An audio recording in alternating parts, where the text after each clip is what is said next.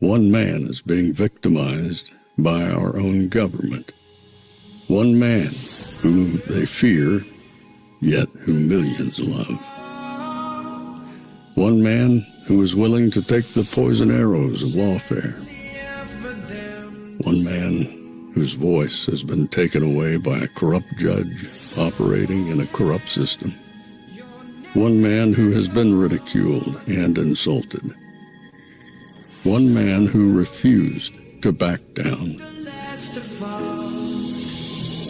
One man who refused to back down. One man who refused to back down. One man who stands between us and them. One man that wants to see America protected again. One man who wants to see America prosper again. One man who understands that a man is a man and a woman is a woman.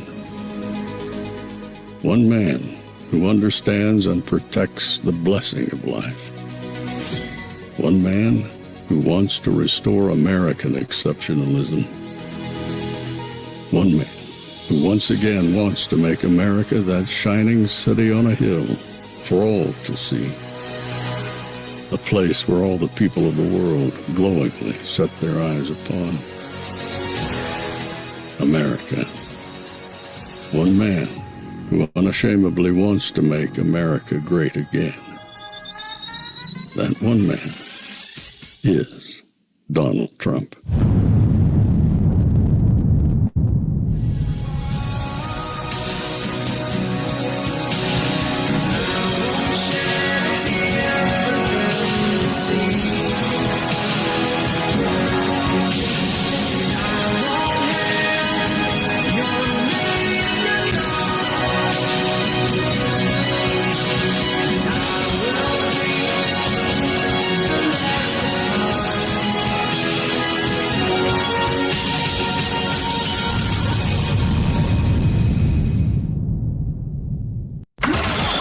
This is Fanfare with Barry Cunningham. Wonderful day.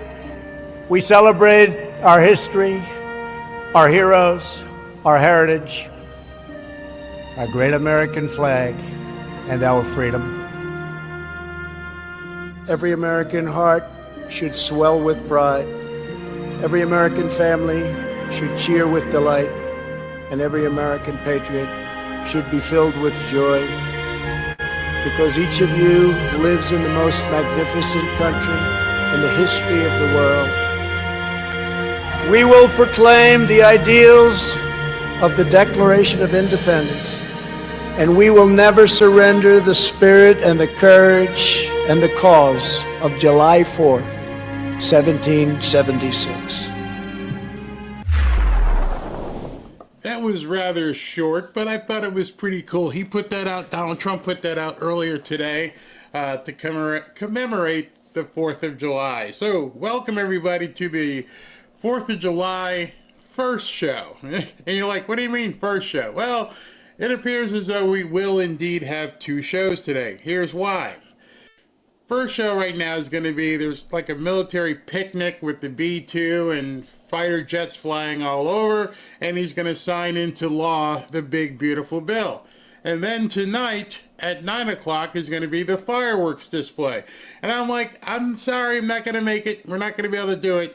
But as of right now, down here it's raining. Actually, it's on and off raining, so I'm not really sure. I mean, I'll put up a billboard, but it looks like we're probably going to be rained out of our fireworks so we can enjoy the Washington, D.C. fireworks. A little bit of house cleaning. The other day, the days have all run in together. I thought today was Saturday. Today's Friday. On Wednesday, I think it was Wednesday, I interviewed Lee Greenwood. And it was a part of the show where it ended up being a 19-hour show. And I've been getting emails from people that I went back and I tried to watch the Lee Greenwood interview, and YouTube said it's not available. No, it wasn't stricken. They didn't take it down or anything. That was a 19-hour feed, a 19-hour show. and they only archive a 12-hour. If you go over 12 hours, they don't allow you to even play back beyond 12 hours. So if you didn't watch it live, you didn't get a chance to watch it. So I got a lot of people who said, can you play it today? So that's why I had put up a poll, have you seen it? Because if you didn't see it, you're not going to see it unless I play it again today. And being as it's the 4th of July and God bless USA, I thought that'd be something we could play. Then I didn't get to play my interview with General Michael Flynn yesterday, and so we're going to play that as well, so we have that. So a lot to go through here. Then, of course, I've got some news and things to talk about, so we'll have some fun with that stuff. Mostly good news, a little bit of bad news, but the bad news stuff is funny. We can laugh at these idiots, so we can do that. And before I begin, also, let's talk about Kimchi. My sponsor today is Kimchi. So let me ask you something. When was the last time you thought about your gut health? Most people don't realize this, but your gut isn't just where your digestion happens. It's where your immune system lives. It's where your energy is regulated. And God knows I've learned a lot about energy over the last week or so. And it's even where your mental clarity and mood are shaped. And we got enough about mood. These people are crying all over the place right now. Kimchi One, which many of you have actually tried from Brightcore Nutrition, takes everything powerful about traditional fermented kimchi, and it's got over 900 strains of probiotics, antioxidants, and enzymes, and puts it in convenient capsules you can take daily. No mess, no prep, no strong odor, just real results.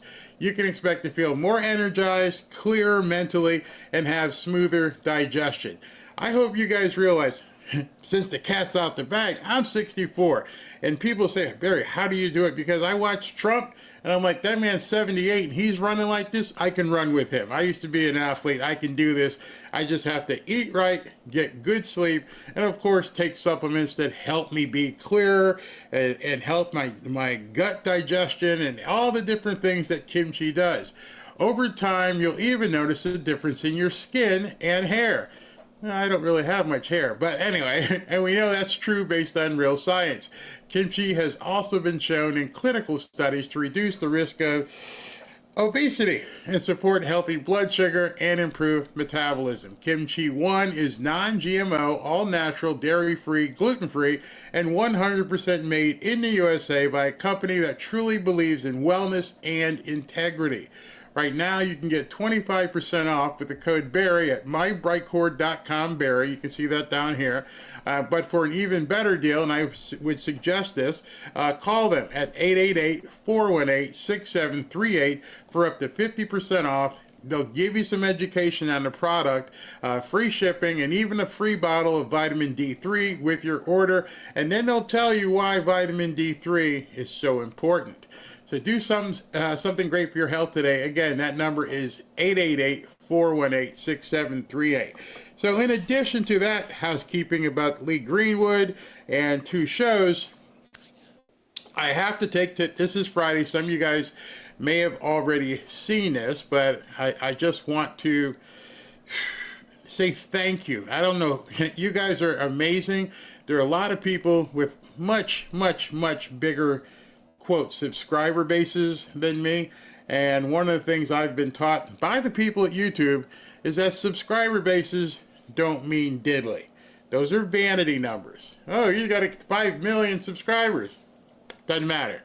Yeah, what matters is what you guys do. You guys keep showing up show after show after show. You even remind me if I don't post something, you going live today?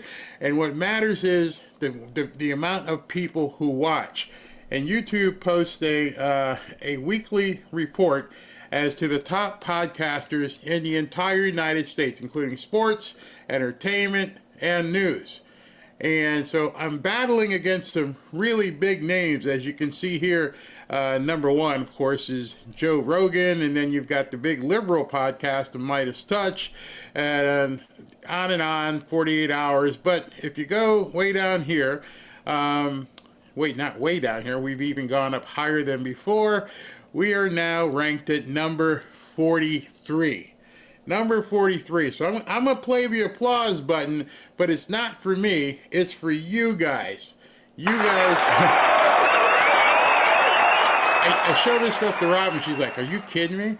And what's important about this is to see the people below me. The people we're beating are not people you would ordinarily think, well, Barry, how is Barry beating these guys? And I don't want to beat my own, but you see who number 44 is. And, you know, the Daily Wire and Bennett, they're pretty big. Down here further, the iHip News, those guys, I've had it. Live trials with Emily, because most of the trials are Will Kane is below us. And then way, you guys can see some of the names, but I love him, and it gives me competition. But when I saw that, I realized our Fanfare family is doing it. You guys are killing it. How in the hell can I be 50 spots above Benny? I have no idea, but that comes directly from YouTube. That has nothing to do with me. That is their rating based upon how many people endure, that's the word I'm going to use, the show. Meaning what they count is not how many subscribers, not how many clicks, how many minutes do people actually watch your show. And I just want to explain that because many people can go on a chart and see, oh, you had 500,000 views, but 500,000 views of people who stayed 3 or 4 minutes, that's one thing. A couple 100,000 of people who stay for hours is a whole different thing. And that's you guys. You guys watch, and I thank you so much for doing so. And I'm not denigrating a single person and how they run their shows or anything like that. I'm just saying thank you very, very much, because I guess you like what I have to say, and I deeply, deeply appreciate that. So I showed you that post by, and I just wanted to say thank you. That's what that post was for. I mean, that little minute was for. So you saw that posted by President Trump. I'm looking to see if there's anything else he's really posted. No, not really. So he's getting ready for today. So I think today's going to be a big day. With that said, let's get into, since you waited, let's get into the actual show at this point. In Iowa, very successful, a lot of people. I think they enjoyed it. All right, hold on, stop. Let me just, I forgot to tell you what it is. After he did the rally, then he landed back home and he did a press gaggle outside of Air Force One. Again, the airplane, the jet engine stuff you can hear in the helicopters, but this one's not nearly as bad. You can actually hear his voice. And there's a couple points he makes here. But it's been a great state for me. We won it all 3 times. And very special. Tomorrow's going to be great. We're going to have the B-2s flying, and we have Christie, the whole group. A lot of great congressmen. We have everybody. And we have Doug Burgum. If you have any questions, Brooke Rollins, agriculture. If you have any questions, let us know. But we all had a great time in Iowa. President, has Hamas agreed to the latest framework for a ceasefire and hostage deal? We'll see what happens. We're going to know over the next 24 hours.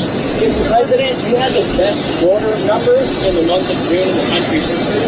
Now with the One Big Beautiful Building signed by you, you set the bar so high when it comes to border security. What is the expectation moving forward, sir? I love this guy. I love him. He's my favorite person. Well, we just want to see if we can keep going up. We had great numbers. I appreciate you saying it. We have had, but we just want to keep them going up, right? That's all we can do. One thing I want to interject there. Brooke has been getting a lot of flack from MAGA, a whole lot. In fact, some of the flack she's been getting has been spilling over to Trump about this whole thing about farmers and the newcomers that are working on farmers getting a pass and everything.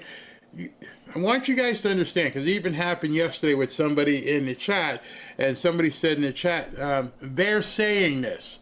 And I was like, well, who's saying it? Who are you listening to? What are you hearing that's contradicting what Trump's doing? And so at this point, I think I've got you to understand that a lot of what President Trump does are what I would determine to be trial balloons. He puts things out there to see and listen what you guys think.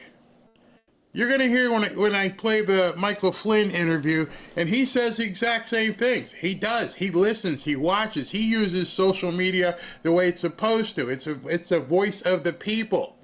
He can track sentiment. I've talked to you about sentiment. He can track engagement.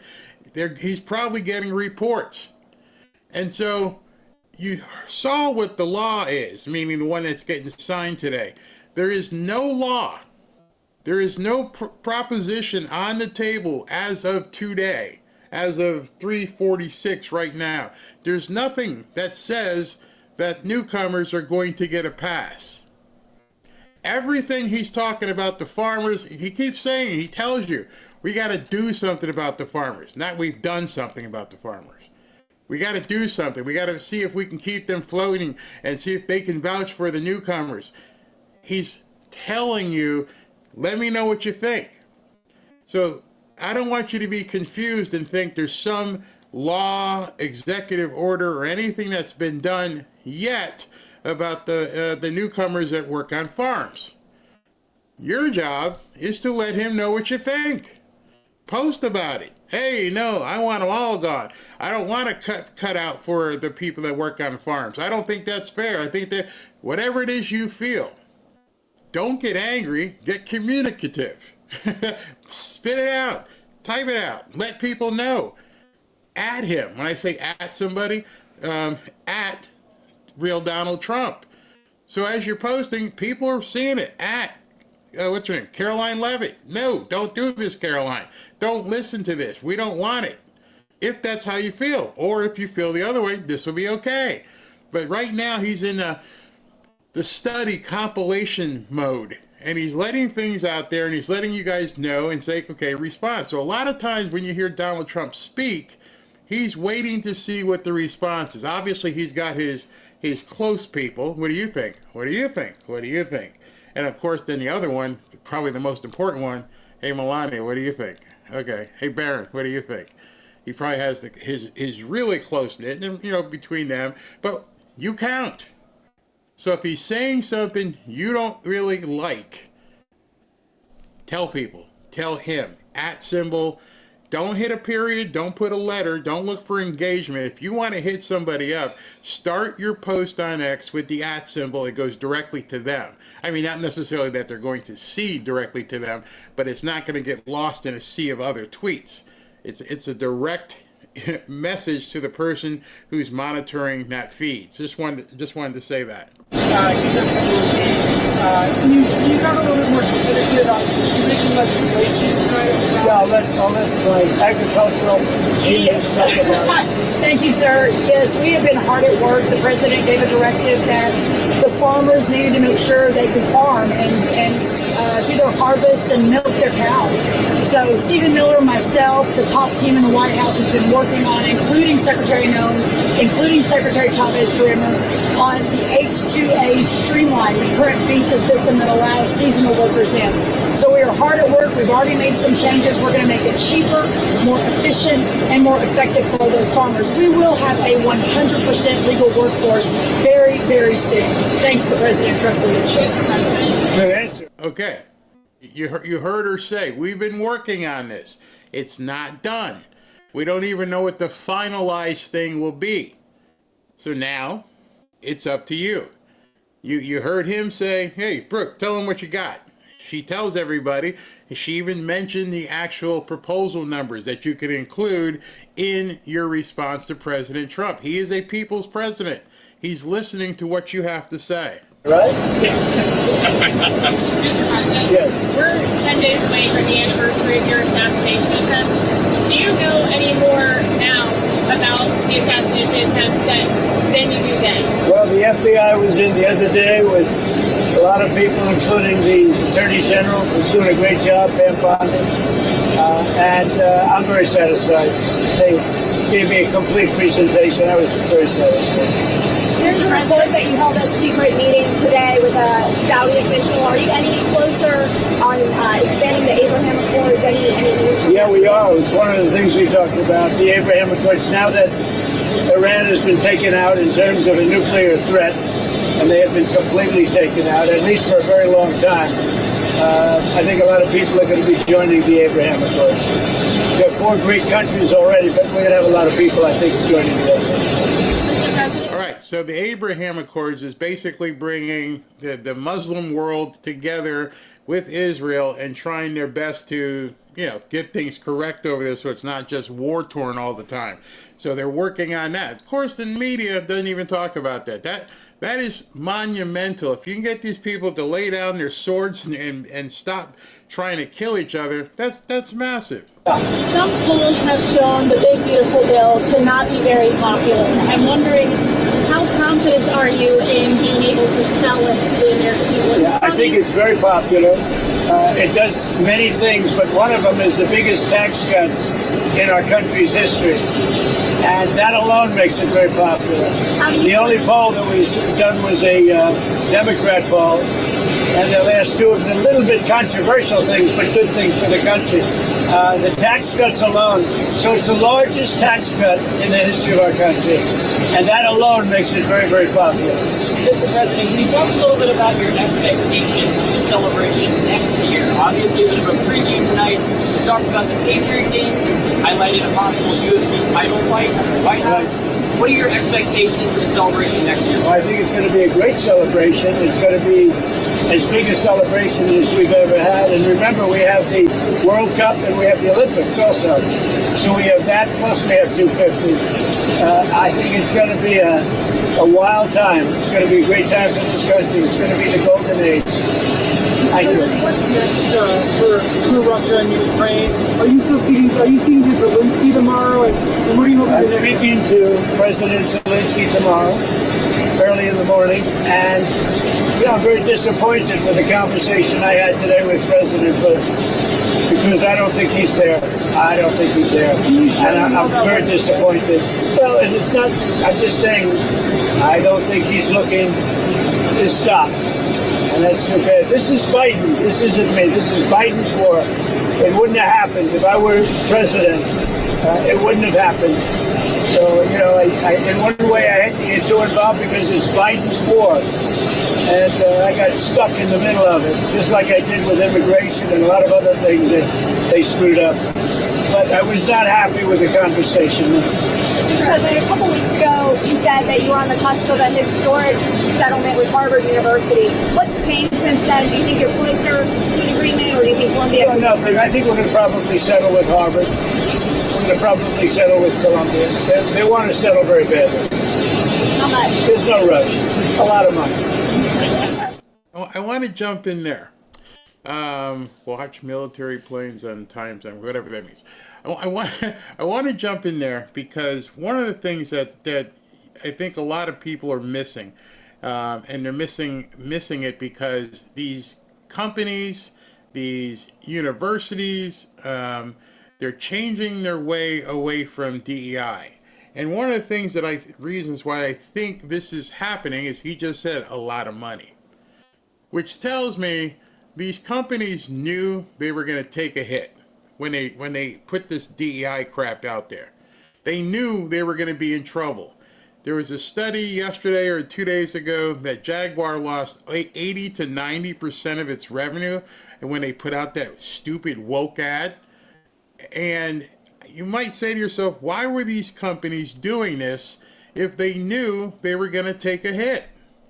Well, it's been uncovered now. Now we're seeing why. It's because the government probably went to them and said, if you take a hit, we'll subsidize you, because they were paying all these different corporations. They were paying them to be DEI. There was no such thing as DEI. It was a government program that they were paying people money, companies, entertainers.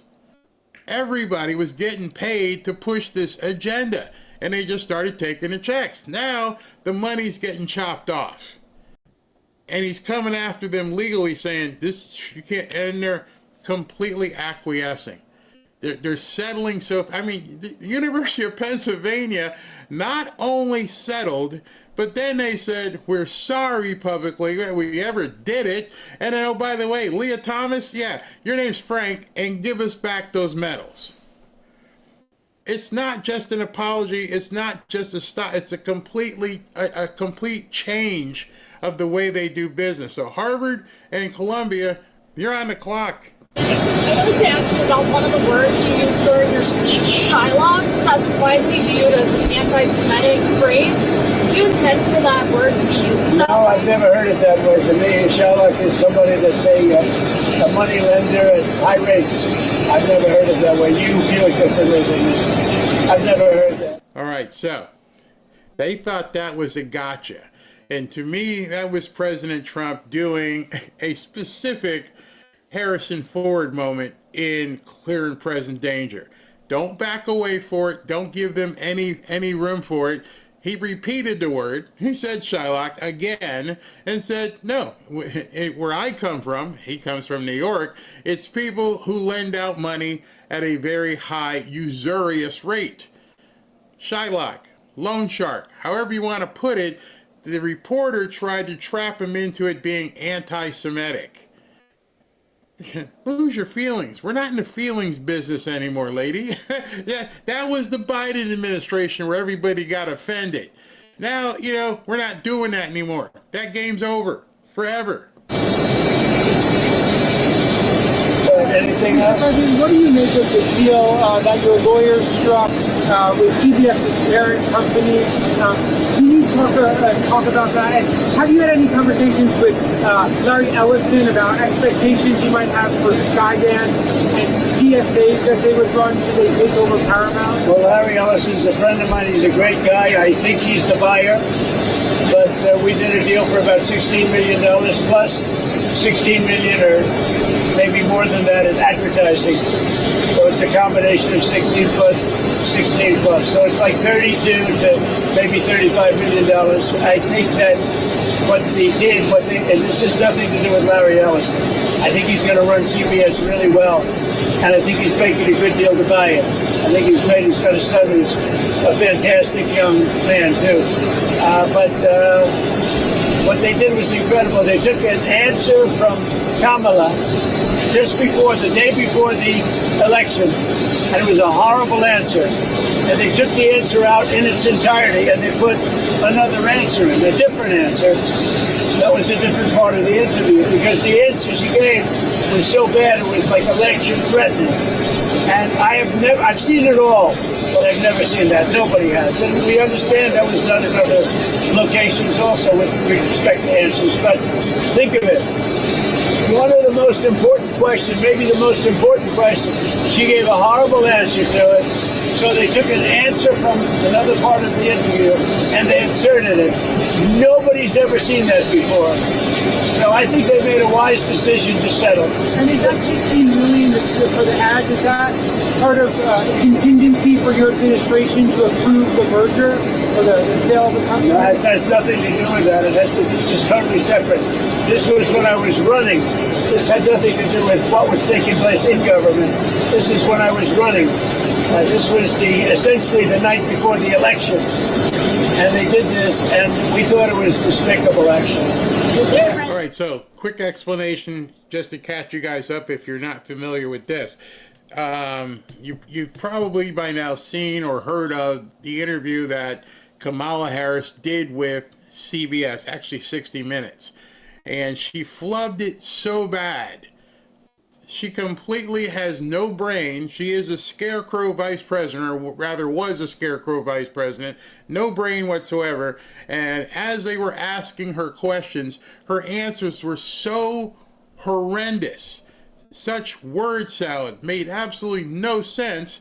They had to go back into the editing room and clip and say, hey, is the sky blue? Well, it depends. Then later on she goes, the sky's blue. And they would cut what she said and push that section in so it seemed as though she knew what the hell she was talking about. Over and over and over. And then when they got a hold of the original uncut tape, you could easily see, well, not easily, it was right there, the uncut tape. She had no idea what she was saying. President Trump then went ahead and sued them, I forget, for $1 gazillion, and they settled this week for, I believe, $18 million they settled. They got to pay President Trump. Rather than go through the lawsuit, they cut a check to President Trump for $18 million. Then the media, especially Mr. Potato from CNN, they kept trying to say all week long CBS didn't do anything wrong. Oh, CBS didn't do anything wrong.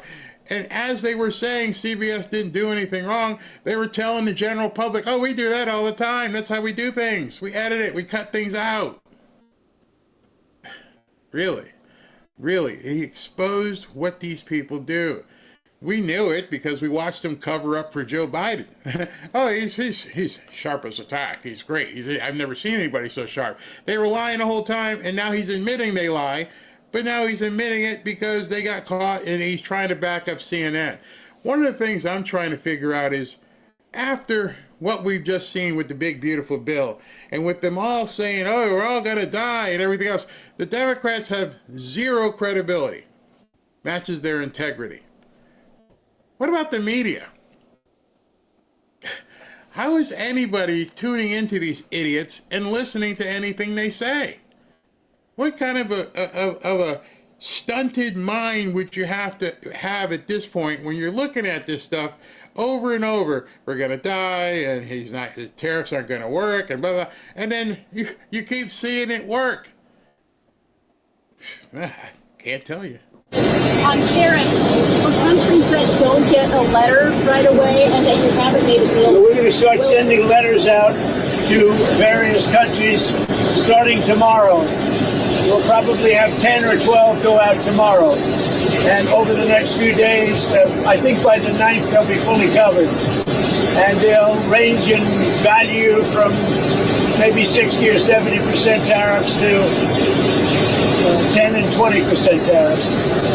But they're going to be starting to go out sometime tomorrow. We've done the final form, and it's basically going to explain what the countries are going to be paying in tariffs.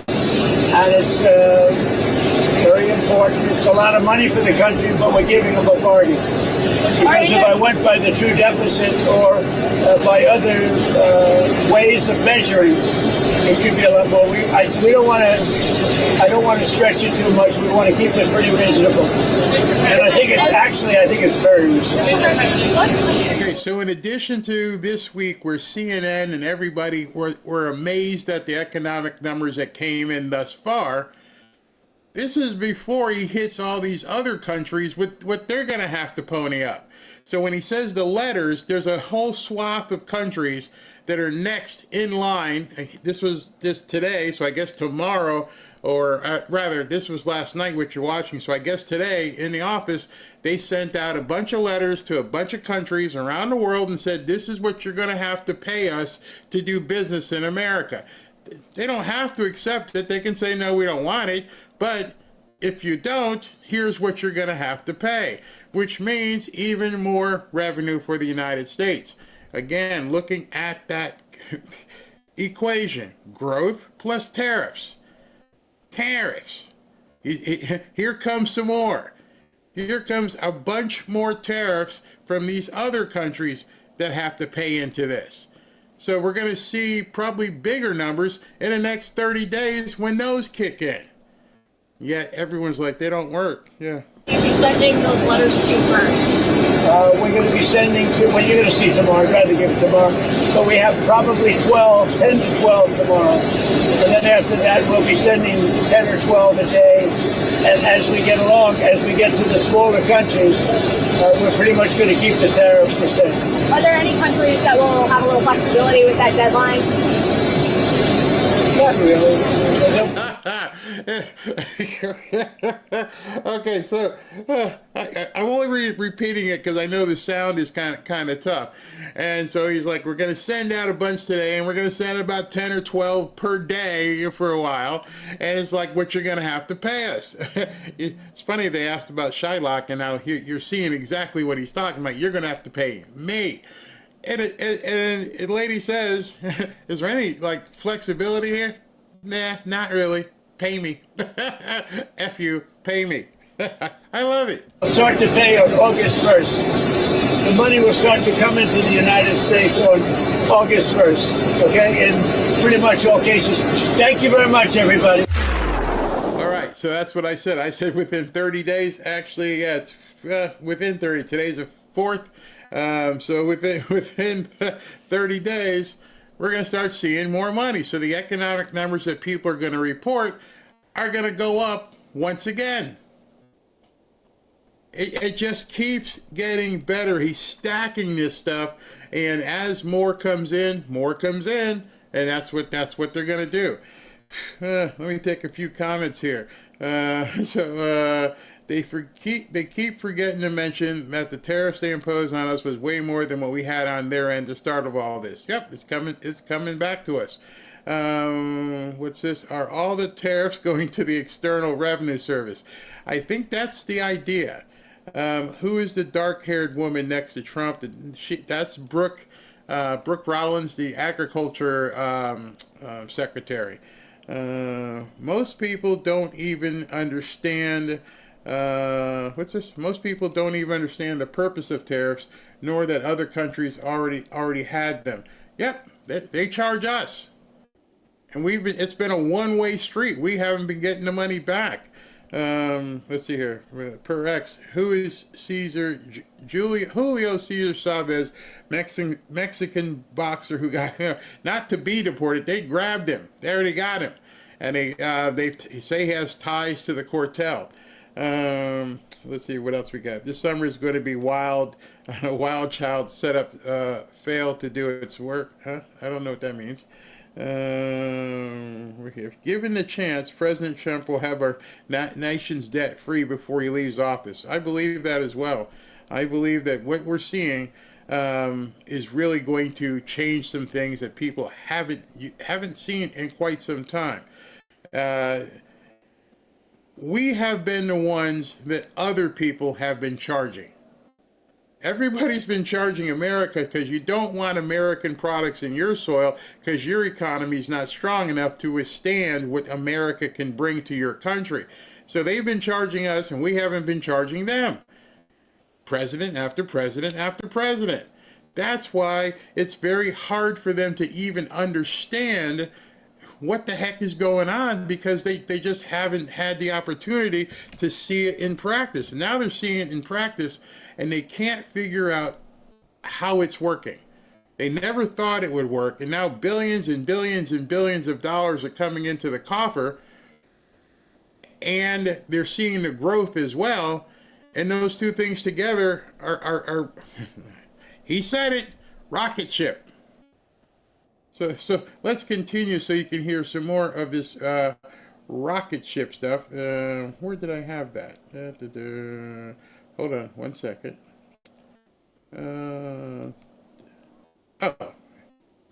Let me continue.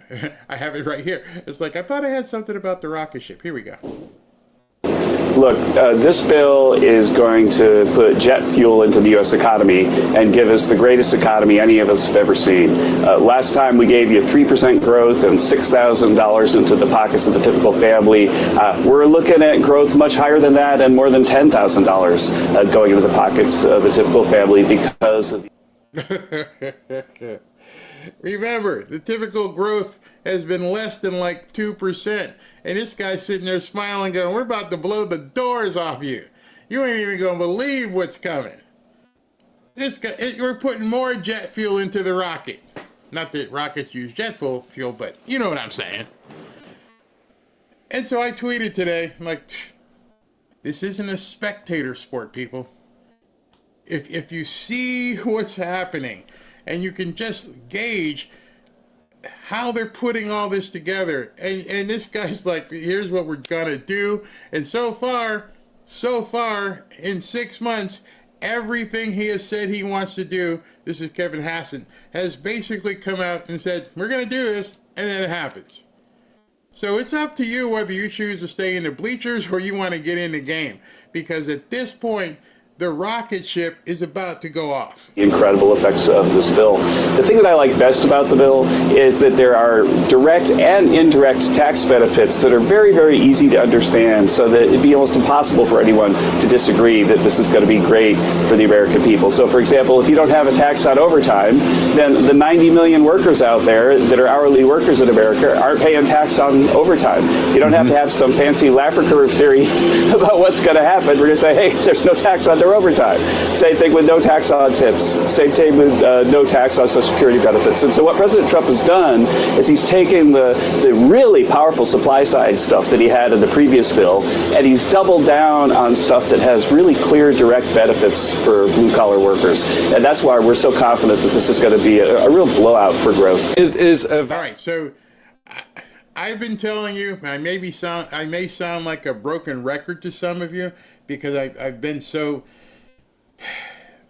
I don't want to say adamant, but me personally, I'm telling you what I'm doing. When I do my gold stuff, I tell you I'm buying income producing properties. I know where this puck is headed.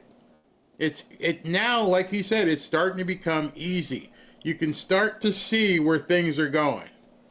And now that the big beautiful bill is getting signed in about 45 minutes or so, watch what happens on Monday. I love that he coincided this on a Friday, because on Friday right now, it's a holiday, nothing much is going to happen, and then you watch what happens Monday. It is, boom, gonna hit. I would almost guarantee there'll be some profit taking early, and then bam, it's gonna take off. So be ready.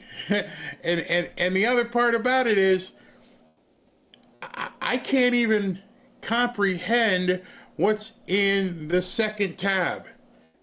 See, the first tab, as I said yesterday, I had my prop right here. It's not really a prop, I use it all the time, is that these guys have had a plan all along. And that plan they just had is like, okay, so now we've got done with 5 o'clock today, we're signing the big, beautiful bill, and what's on the next page? None of us knows what's on that next page. We're all waiting right now going, okay, so what's next, man? What do you got next? Well, I don't think there's anything in his book that says, let me go backwards. I'm pretty sure there's nothing in that book that says, we've done enough in these 6 months, let's pump the brakes. They should be good for that. They should be full. They should have enough in their belly right now for these 6 months. Or, if you're a smart MAGA person, you know this. We're going to win so much, you may even get tired of winning. And you'll say, please, please, it's too much winning. We can't take it anymore. Mr. President, it's too much. And I'll say, no, it isn't. We have to keep winning. We have to win more. We're going to win more.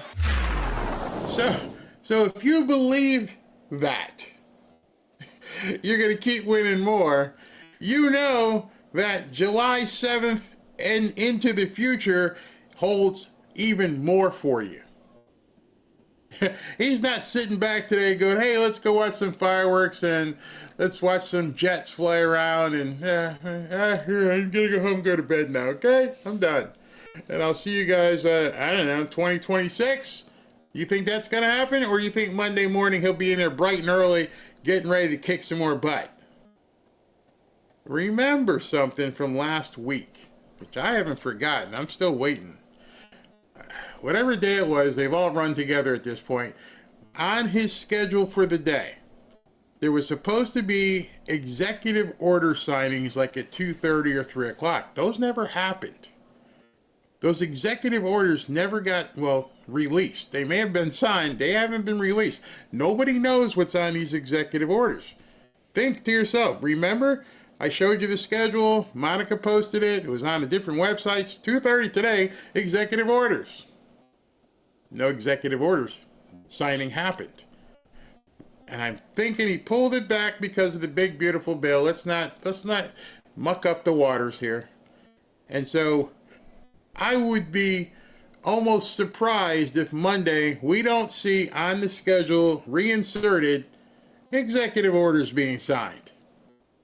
He pulled them. They did not get released. He went to Iowa, did all this stuff. Those executive orders already prepared are sitting somewhere. And so unless you are of the mindset that you've had your dinner, you've had your dessert, and the only thing left is to watch some TV and go to bed, that would be the only way people could think that this ride is even close to being over.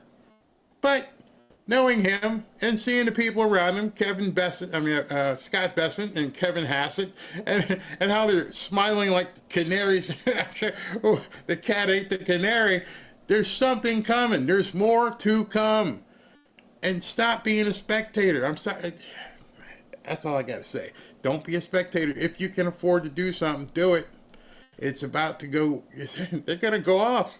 Valedictory mood here at the White House. You saw the president start that victory lap last night in Iowa. That will continue today out on the South Lawn. The president turning the traditional July 4th picnic into a celebration of this, the most decisive legislative win of his second term so far. And, you know, we've heard the band practicing. You can hear the grills or smell the grills firing up. I think the biggest moment of this event, aside from the signing itself, will be a flyover of those two B-2 bombers who dropped bunker busters on those Iranian nuclear facilities last month, which I do think kind of illustrates what a consequential 2 weeks this has actually been for President Trump, beginning with those strikes in Iran. We also saw that very important NATO summit in the Netherlands last week where allies agreed to boost their defense spending. We saw quite an impactful decision by the Supreme Court that really expanded the president's executive power. There was a comment on his screen earlier about property taxes.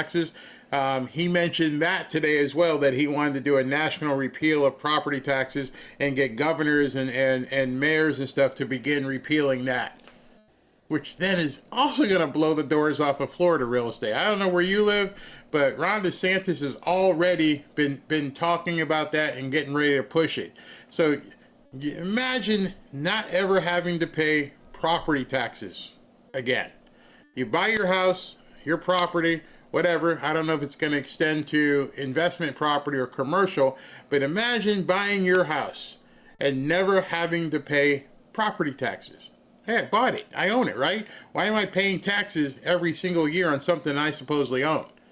That would be I can't even tell you. Especially down here, man. The taxes for real estate is sick. Crazy. Imagine what that's going to do to the economy.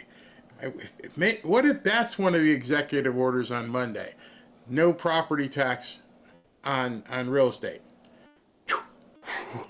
And then, of course, this very decisive legislative victory. Now the president, I think, is at the height of his political power. Certainly he thinks that. He said yesterday he thinks he's now more powerful than he was during his first term in office. We have seen his power over the Republican Party, only 2 defections in the House after this bill was passed. The president really did spend the last week or so cajoling Republicans into supporting this package.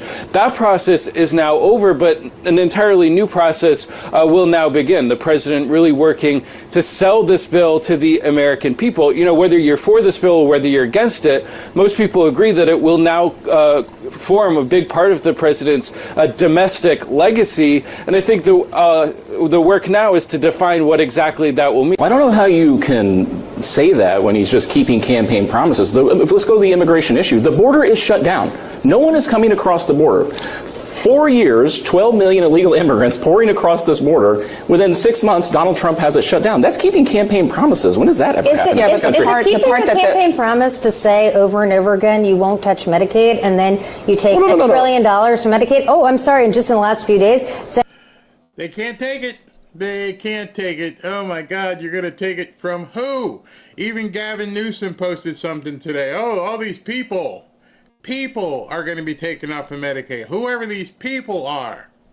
Well, you know who they're talking about. That's the message. You know, I talked to Robin this morning, and I said, you imagine being in a relationship with anybody, and you telling people something over and over and over, and it starts to cause a fissure in your relationship.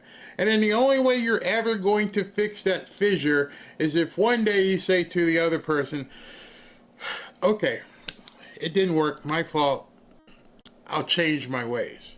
Most people can't, and then they end up in divorce. But if you can change, you can end up having a much stronger relationship. At some point, the media and the Democrats have to have a come to Jesus moment. They have to come together and say, you know what? We've been yelling the same stuff for 10 years. We have been bitching and moaning and making stuff up about President Trump. We've been making stuff up about his family. We've been even making stuff up about how bad America is, and it hasn't worked. So at some point, you have to think to yourself, what I'm doing, I need to course correct. It's not working. Or as in the words of Seinfeld, it's time to do a George Costanza. Do everything the opposite. It's not working. Nobody believes you. Nobody cares. Well, we do care. We want to get the newcomers out of here. Overwhelmingly. Nobody wants to pay higher taxes. I can't, especially the people who actually pay them. He's not Russian. It's not Russia. He's not a Nazi. He's not a fascist. Everything. Not some. Every single thing that you got. Well, maybe he did do some philandering stuff with some chicks. All right. You got me on that one. But other than that, every single thing that you guys have said hasn't worked. None of it. Not even this much. So if I were a Democrat, at some point you have to look at your party and go, if I want to have a career, maybe, just maybe, I should come back to sanity. I can't keep towing this line. You're going to get the same results. It is the definition of insanity. Keep doing the same thing that doesn't work, but hoping this time it will. So you can call us maggots, you can call us fascist, you can call us Nazi, and we're smiling as we go to the bank and enjoy 4th of July. It's not working. It's not working at all. But as you're going to hear, it just keeps being said. You need to go Costanza. This legislation shouldn't touch Medicaid, and it absolutely does. So, is that keeping a promise? That's not keeping a promise. Or is it, I'm going to lower the cost of everything? I'm happy to get to the big lower the cost of everything. I'm going to lower the cost of everyday goods, and then you put tariffs on people. Who pays those tariffs? Working class Here's essentially what the Democrats are going to vote for whenever this bill, whatever happens with it. They're essentially saying, let's raise the income tax back up to where it was pre this. No, they're not. Yes, in fact, Democrats have offered amendment after amendment to keep the tax cuts for working class people and just not for the billionaires. And Republicans have voted against that multiple times. That was multiple votes over this weekend where Democrats said, let's do all the tax cuts for middle class people. Let's do all the tax cuts for people under $1 million. Let's do all the tax cuts for $5 million. Republicans voted no on each of those amendments. Okay, so I told you during the vote when they were doing those stupid amendments, see, she's being completely disingenuous. Let me tell you why. When they were doing those amendments and they were all lined up in the stairwell coming down, hey, Mr. Speaker, I'd like to make an amendment to the bill so that people making over $5 million aren't included, they have to pay. And the Speaker would say no. Well, Mr. Speaker, the next person would come up, I'd like to make an amendment so that people making over $2 million, they knew exactly what they were doing. I told you this yesterday. It's fodder for their television. No sooner than I told you that, they're doing it. Oh, we tried to do it, but they voted it down. Okay, so let's look at what you did. What you did was you tried to delay the inevitable. Because if he had said to any of those people, I don't know if you know this, if he had said, all right, let's take this up, it would have been another 6 or 7 hours of debate and everything else for each one. They knew they were never going to get it. That was the tactic. The tactic was to keep saying it, keep having him say no, and then we'll use that going forward. And I told you that. They were going to start, you're going to hear it over and over. Oh, the Republicans just kept denying it. And not even hours later. Did any Democrats vote for the 2017 tax rates when they came up the first time? Of course not. They did not. In fact, they called it, Nancy Pelosi called it, quote, Armageddon. In 2017. She called it Armageddon. Now you're saying they want these tax rates. No, so which is it? In 2017, they offered, the same thing happened. 2017, you're they whistling offered past the graveyard on this. No, I'm not. You want higher taxes, we want lower taxes. It's been that way for time immemorial. We're fighting for tax cuts for the middle class, and the fact is... That's what we did. No, essentially, you talked about working people. No, let me say. What about no tax on tips? Here's the deal. Just give her a second. Let her finish the thought, then you can have a thought. By the way, that woman talking there, the woman talking there is probably going to go to jail, or she's going to flip. That's the one who is supposedly operating the auto pen. So, you know what's going to happen to her more than likely at this point. But in any event, there has never, ever been a proposal by any Democrat to lower the taxes, except on the people who already aren't paying any. What their definition of middle class is going to be, and they told you, nobody making over this much. And then what they do, they stuck it to the people that they said they weren't going to stick it to. The Democrat Party cannot exist with no taxes. Just keep saying that to yourself, and you'll understand. Their biggest threat to existence, and this is an existential threat to them, is if they don't have access to your money, they no longer exist. They cannot govern and do anything they want without spending and grabbing more and grabbing more and grabbing more. It just doesn't exist because they have to give it here, here, and here. And if they can't give it here, here, things like Planned Parenthood, hey, we're not giving you any money. Boom. Nothing that they do is self-sustaining. None of it.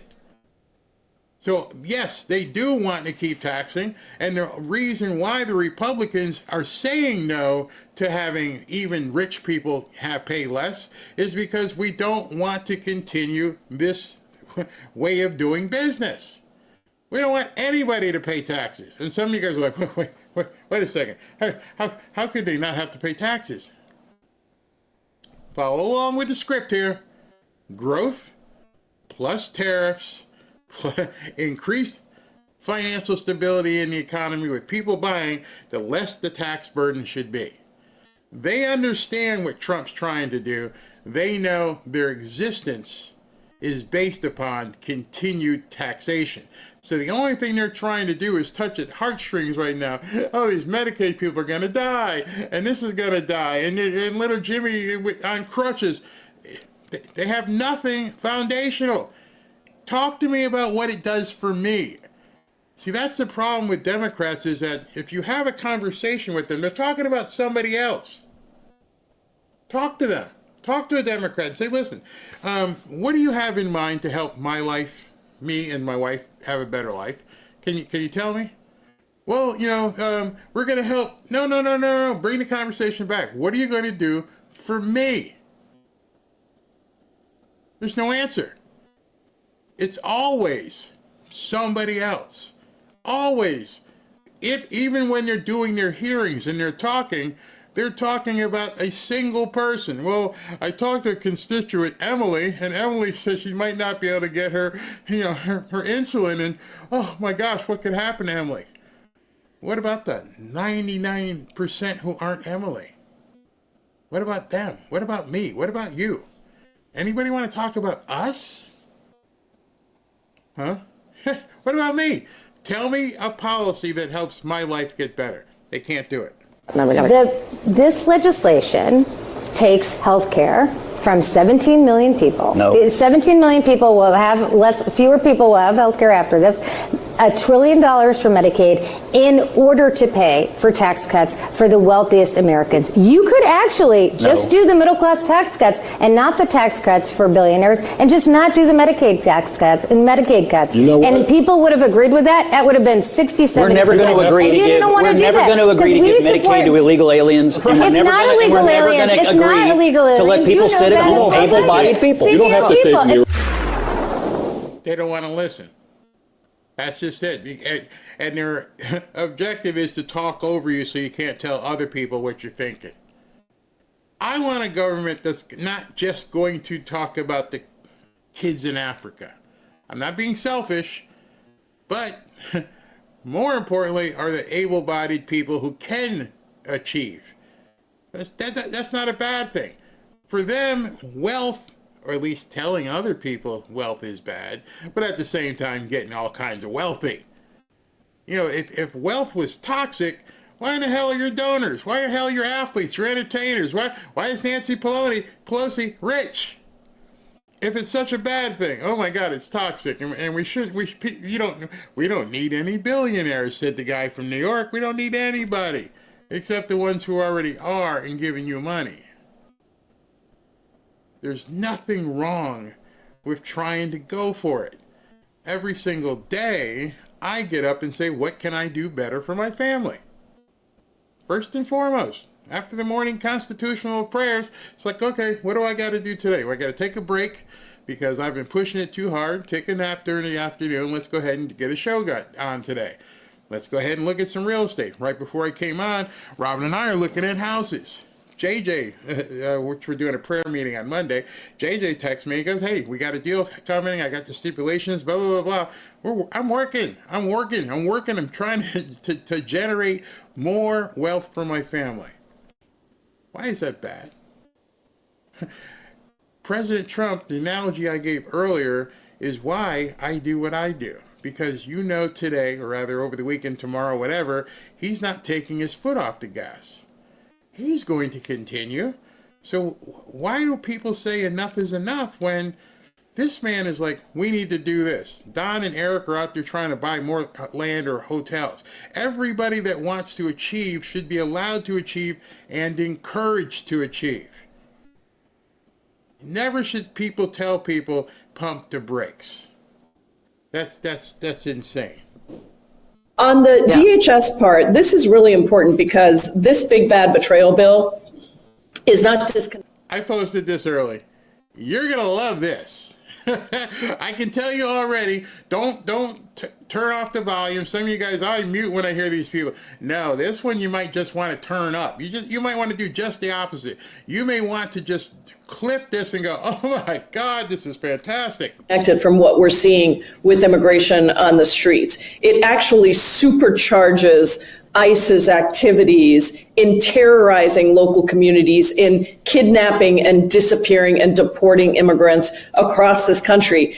Right now, for ICE detention, we spend about $3.5 billion. The big bad betrayal bill increases that number to $45 billion. $45 billion from $3.5 billion. So across the board, and then there's separate money for ICE agents, for any number of pieces of the transportation, the deportation, all of that. So it is really essentially saying if whatever you see right now, Joy, multiply that by 10 to 12 times. That's what we're going to start seeing in terms of ICE agents terrorizing, disappearing, kidnapping immigrants, deporting them to third countries, holding them in incarceration facilities. These are jails now. These are not really civil detention centers, which is what they're supposed to be. I mean, concentration camps is what I call them. We just looked at that alligator one in Florida. A few moments later. Documented immigrants. So we have slightly different questions, but these were all taken within the last month.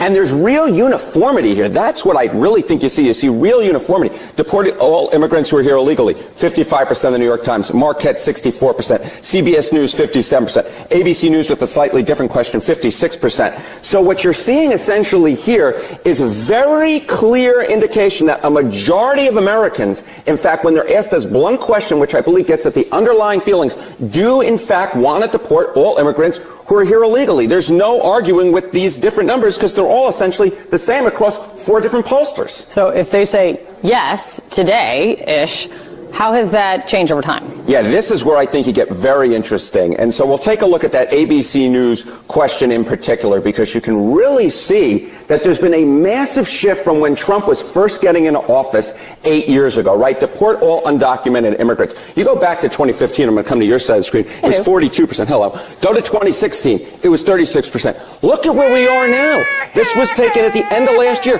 56%. This is 20 points higher than it was just before Trump got into office the first time. So feelings towards immigration. And notice the question, which he said nobody wants this, which was PayPal said, Joy Reid, deport all of them. Not a little bit. Would you like to see them all deported? Yes. And when you look at this number, that's not just Republicans. That's everybody. Talk about not knowing the room. You're either, this is horrible. And 56% say, get them out. 56%, which means it's crossed over. It's now, you've got Democrats saying, get them out. The media and the Democrat politicians have lost the narrative. It's over. It's done. They have no clue anymore. There's nothing for them to stand on. And now even people in the media are telling them, it's over, man. It's really over. In this country, feelings towards undocumented immigrants and deporting all of them have become considerably more hawkish, and I think that gives Donald Trump much more leverage to go with the American people and sort of have these hawkish, some might say harsh, different rhetoric and also issue-based sort of going after immigrants who are here illegally. And so I think the American people are going to give Donald Trump the benefit of the doubt to do what he wants to do, at least if you believe these blunt questions, including this one. How about immigration levels? Yeah, okay. So this sort of goes in line with that, right? Which is, again, trying to get at the underlying feelings. Want immigration levels decreased. Oh, so at one point, they want now we don't, the nation doesn't want, get them all out and stop letting them in. Both sides of the coin. Oh, CNN must be just going, oh no, what are we doing here? Earlier I told you how at some point you got to believe, hey, this message ain't working. What are we going to do? We can't keep talking about these newcomers. America doesn't want it. And if that's a CNN poll, it's probably even much worse for them. This includes legal and illegal immigration. Look at this. Last year, 55%. That is the highest level since the 9/11 aftermath. You go back just to 2020. And this, again, legal and illegal. So people want less people coming into the country. Exactly. They want less people coming into the country. Look at that. That's a 14-point rise from 2023. You go back to 2016 when Donald Trump again was running for president the first time. It's 38%. That's a 17-point rise. So the bottom line is more folks want people who are here illegally deported, and their overall feelings towards immigration have become considerably more hawkish since Donald Trump was first getting into office, Kate. Oh, they're shooting themselves in the foot. And every time they go on Joy Reid or MSNBC or any of these shows, and like Neera Tanden was there on Scott Jennings' panel, it's not working. You're speaking to a small swath of people who even hear what you want to say. All of the shenanigans that you're doing by pretending to want to post these amendments, and we all saw what you were doing. We knew it was a shell game. Just no, hell no. And just kept saying no because we know what you're doing. And Trump already seen these numbers. He knows where the country is. Not only do they want him to step up deportations, the majority of the countries don't even let anybody else in. We're closed. Oh gosh. It keeps getting worse for the Democrats. But in this next piece, this is going to tell you why it's getting worse and why the Democrats have got to fix things and why you and I have to fix things with these younger kids. They are the problem in America. Look at this. America, my friend, happy 4th of July. And today on our Independence Day, I'm looking into whether or not Americans feel proud to be an American. And as it turns out, Democrats, their percentage who say they're proud to be an American has fallen through the floor. What are we talking about? Take a look here. Democrats' pride to be an American, extremely or very proud. In 2015, look at this. 4 out of 5 Democrats were extremely or very proud to be an American. That number has plummeted to just 36% now in 2025. A low this century has fallen by more than half since 2015 as Donald Trump has become, of course, president once again this year. That's scary. 80% of Democrats in 2015 were proud to be American. In 10 years, in just 10 years, only 36% of Democrats are proud to be an American. Go back and think to yourself, what has happened in these 10 years? Well, the prevalence of newcomers, the prevalence of transformers, the LGBTQ becoming an alphabet at this point, its own alphabet, having 140 days celebrating the LGBTQISIIPPI, to having boys playing girls sports. And that is what they thought was being progressive. We're going to completely transform everything that you know. We're going to high tax you. And they were okay with that. Proud, let's do it. But as that has happened, and as we have pushed back, hey, we don't want this stuff. And as they've seen states fight for it and go, no, not here. What America was in 2015 is what America wants to go back to, make America great again. And now people are seeing, these younger people are seeing, oh, they want to do things, they want to keep things like 2015. I'm not about that. They want us to be like, the Jeffersons or the Beaver Cleaver back in those days. Leave it to Beaver. They want it to be like the 50s. No, we just want a normal life. We want to know that you're not going to be prancing your thing. We don't want to know that you're going to be lopping off your stuff. Basically, everything you stand for, we don't. And that is making them hate America because they were indoctrinated into thinking they were being progressive when they're being insane. And they wanted everybody to go along with the insanity. And it didn't work. For years and years and years of trying to censor us, to box us in, to make you take in the thing, to making you wear this, everything. They're okay with it. That's the America they want. And they can't understand that America doesn't want that. That America is repulsed by it. And so they hate America. Year. Now, what is driving that decline? Well, a lot of it has to do with age. What are we talking about? Well, Generation Z Democrats, proud to be an American or not. Of course, Generation Z, born since 1997. Look at this. Only 24% of Generation Z Democrats are extremely or very proud to be an American. That is actually lower, Erica. That is lower than the percentage who say they have little or no pride to be an American at 30. There's something wrong with that, man. Something wrong with that big time. 1997, born since 1997. So, if you look at that chart and you see these people who were born in 1997, would mean that's people 28 years old. All right? Stay with me here. And these people are not proud of America. Which means, for the most part, almost all of them have no recollection of 9/11. 9/11 was in 1991 when these people weren't even born. This is born since, they were 4 years old when 9/11 happened. 1997 they were born, 2001 they were babies. They had no clue what was happening. And so while all of us were mourning and pissed off and came together on September 12, 2001, these kids were still, running around in diapers.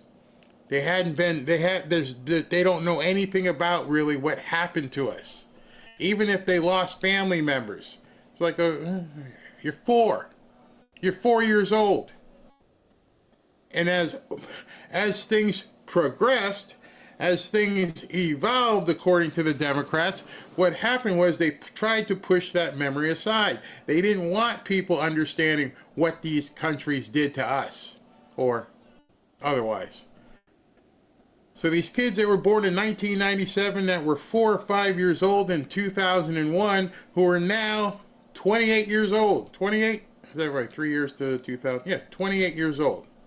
Have no recollection of what happened on September 11th and how the country felt on September 12th. No, I'm just looking because the feed just came up. I'm watching it to make sure we don't miss anything. So, just let's continue. 2%. I just never thought I'd see these numbers based upon where we were a decade ago, but that's exactly where we are. Now, if Democrats have extremely less pride to be an American than they used to, what about Republicans? Well, this is where the trend line gets interesting, because with Republicans, there is no trend line. In fact, take a look here. Republicans' pride to be an American extremely are very proud. In 2015, it was 90% back when Barack Obama was serving his second term. Now in Donald Trump's second term, it's basically the same percentage, 92%. So Republicans still are extremely or very proud to be an American. Democrats, on the other hand, have seen their numbers fall through the floor, led, of course, by the youngest generation, Generation Z. We'll see how these numbers turn going forward, but the bottom line is, whether or not the folks out there are extremely or very proud to be an American, I'm extremely or very proud to be with you, Erica Hill. Happy July 4th. Now I understand, I saw a couple comments from people like, I don't believe these polls. Okay. I didn't do the polls, but how far off do you think the poll could be? 10%? 15%? 20%? Depending on, I don't believe that. Okay, I'm not asking you to believe it. I'm asking you to listen to what's reported, and that there's a huge divide with young people in terms of them being proud to be American. And the one gentleman said it turned around in the vote where a lot more kids are conservative. I understand. I believe it. But we're talking about a huge swath of people born since 1997. So there may be some newer people in there who are like 19 or 20 or 21 who are voting for the first time, but the bulk of them, and it doesn't matter who they're polling, I don't really care who they're polling, but the fact of the matter remains, we are patriotic, they are not. Are there some in that group that could be? Absolutely.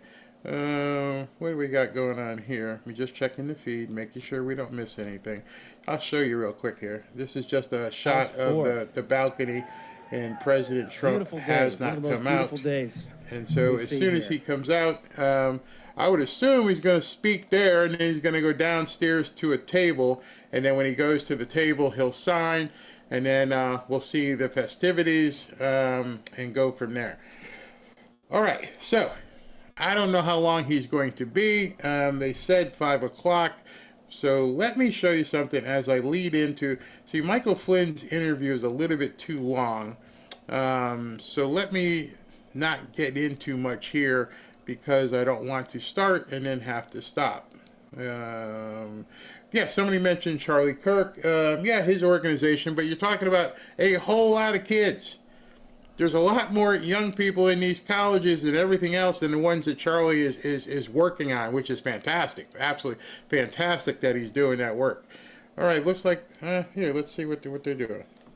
Happened so naturally, I did not know it was love. No, nothing yet. All right, just playing music, waiting for President Trump to come out, and looking for the crowd. The crowd is coming in. So I can set up, yes, they do have the table set up. Okay, hold on. I can do this and kill that music. Wait a minute. Even though I loves me some Shaka Khan. I love Shaka Khan. Okay, hold on. All right, so down below, you could, down over there, you can see those two guys in white shirts, or they were there. They're setting the table up with the chair for him to come down the stairs and actually sign. So he'll come out to the balcony, and he's going to make a statement up there, and then he's going to come down and sign. So we're just waiting for him to come out. I am not going to start an interview and then have to cut away because it sucks because you missed the continuity at that point. So I guess we'll just watch and talk about some of the comments and see what you guys have to say. I'm not going to cut to any kind of commercial or anything because it's, it's funny. You recognize that song in 2 notes, man. You should go on that game show. She knew that was Shaka. Shaka, Shaka. I agree they need to relook at the curriculum that should be required reading. Yep, it is Shaka. Wow, you guys are good. You guys are really good. You recognize. Remember that game show? I can recognize that song in 2 notes. I believe the Democrat Party has to have an approval rating at an all-time low. Oh, I definitely concur with that. All right, so let's just take some comments. Let me make it a little bit slower so we can see them on here. Terrible flooding in Texas. Yes, I've seen that. Really awful over there in Texas. Nothing happening here. I'm a professional musician. I love me some Shaka Khan. Her band, I've done Shaka Khan in concert probably 4 or 5 times. And, she had a very cultish following and people loved her. And every time, one thing that just blew me away was how tight her band was. Her band was just bam, on point, man. And then, of course, the voice that she had is just simply incredible. I think, do I have a picture of Shaka Khan on here? Here, let me see if I can show you my Shaka Khan picture. I think, where did I post it? But here, I'll let you see that. Name that tune. Yeah, that was the name of it. Name that tune. Let me see. Where's my picture of Shaka here? It was so much fun working with her. She was like one of the coolest people out there. Back in the day, back in the glory days of music promotion and stuff. Did not go on the road with her. Somebody asked me that. Did not go on the road with her. She just did a couple of shows for me. Where is she? Where is it? I got to get one of those cameras where I can like click on something on my phone and so that it can pop up on the screen. I always wanted to do that because I thought that was pretty cool that you could do that. Just making sure President Trump doesn't walk out there. I want to show you guys this.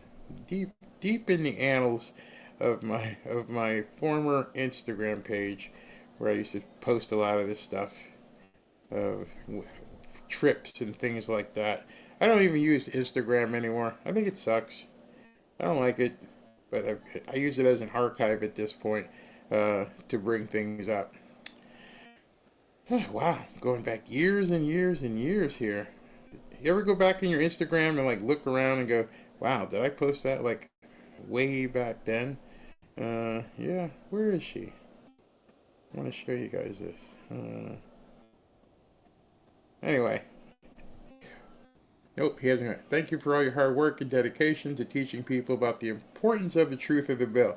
Now, there's one thing with the truth of the bill. Oh, I found it. That was her. I don't know if you can see it, but that's Shaka right there.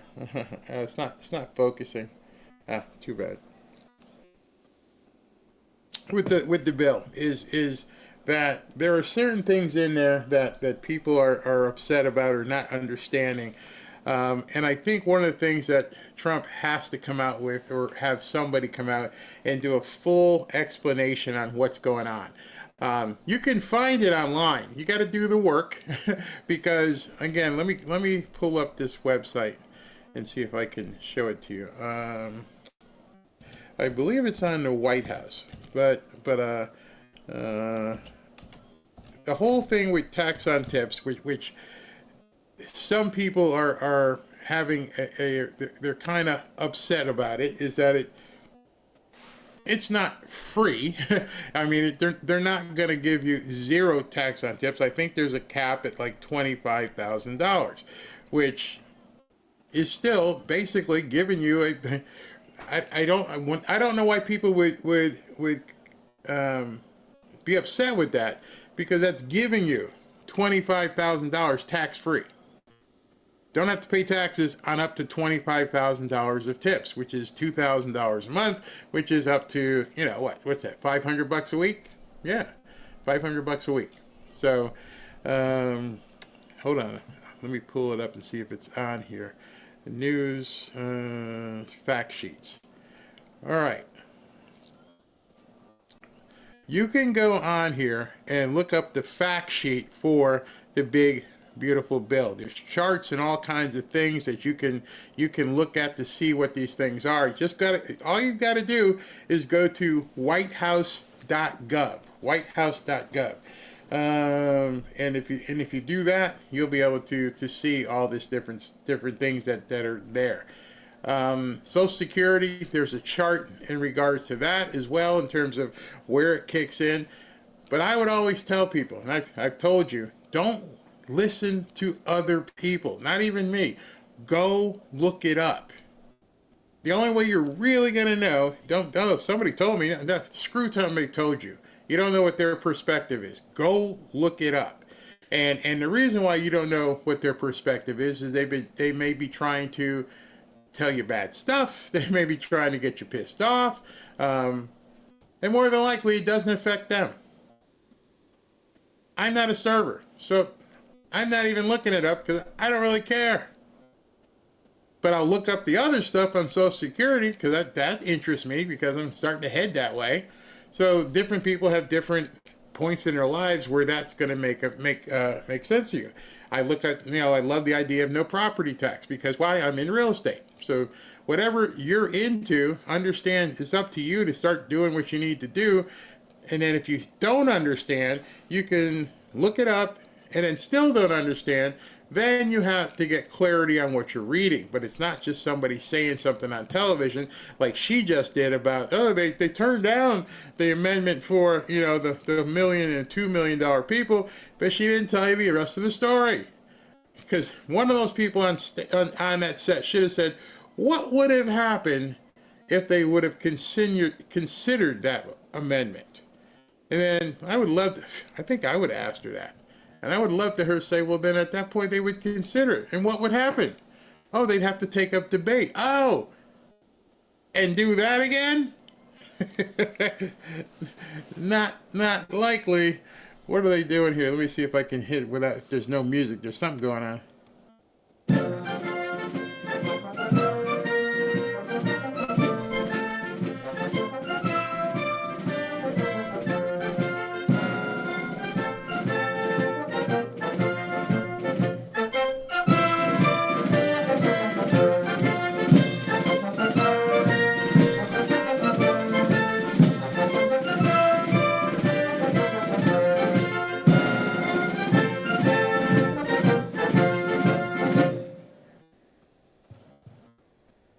Ladies and gentlemen, under the direction of Lieutenant Colonel Ryan Nowlin, please welcome the President's own United States Marine Band.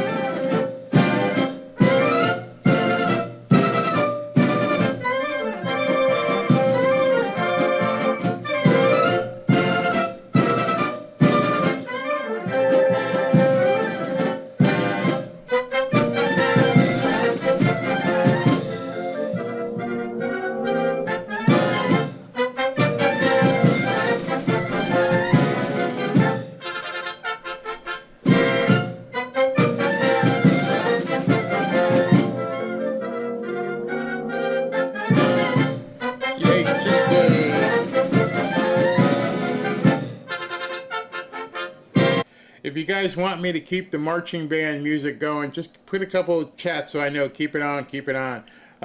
But absent a no or a flurry of no's, I'm just going to keep this on. Because I like it too.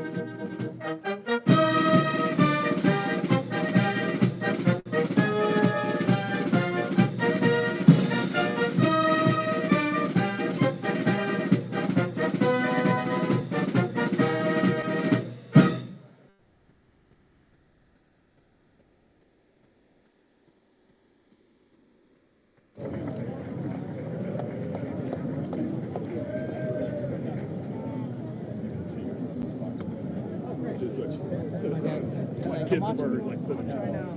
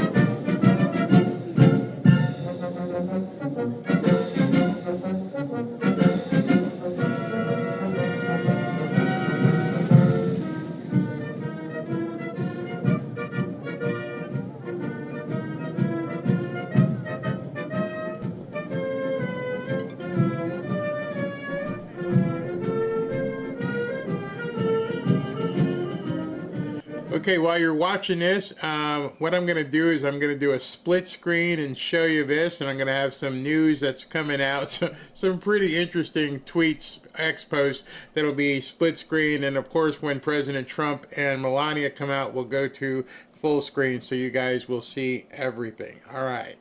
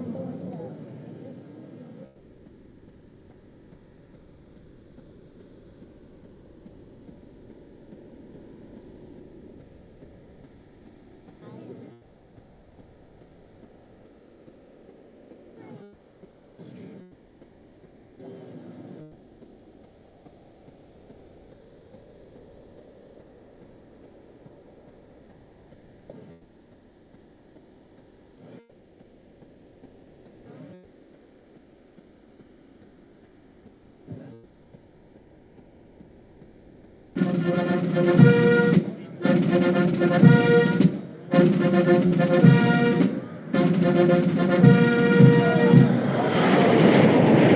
and gentlemen, the President of the United States and First Lady Melania Trump.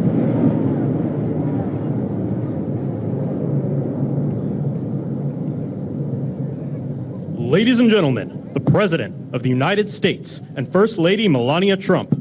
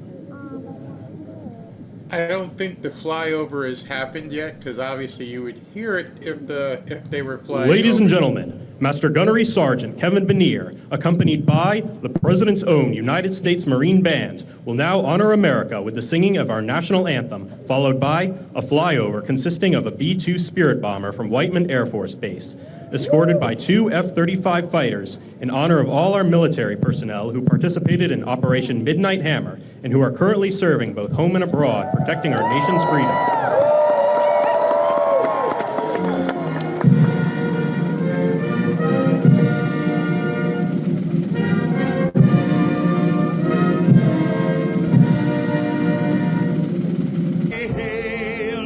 At the twilight's last gleam, bright stripes and bright stars through the perilous fight, for the ramparts we watched were so gallantly streaming, and the rockets red glare, the bombs bursting in air, gave proof through the night that our flag was still there.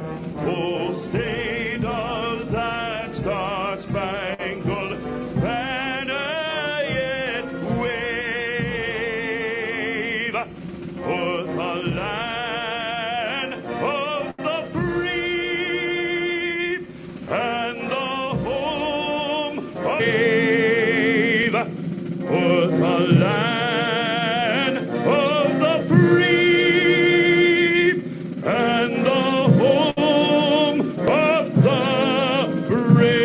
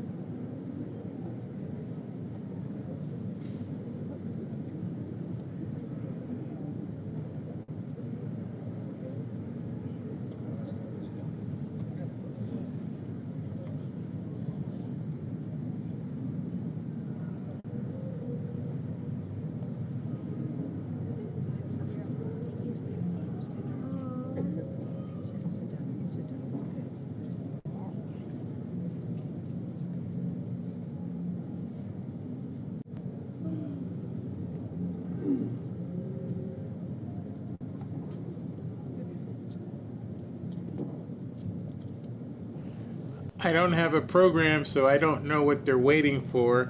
So I guess we're just waiting for something to happen. The flyover took place. Oh, here he goes.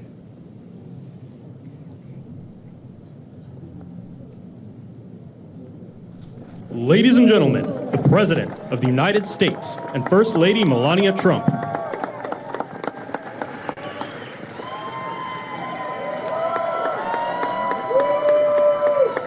Well, thank you very much. And that is some sight, especially after what happened just a week ago when you look at that big, beautiful plane, and the other ones were something. It was an incredible mission.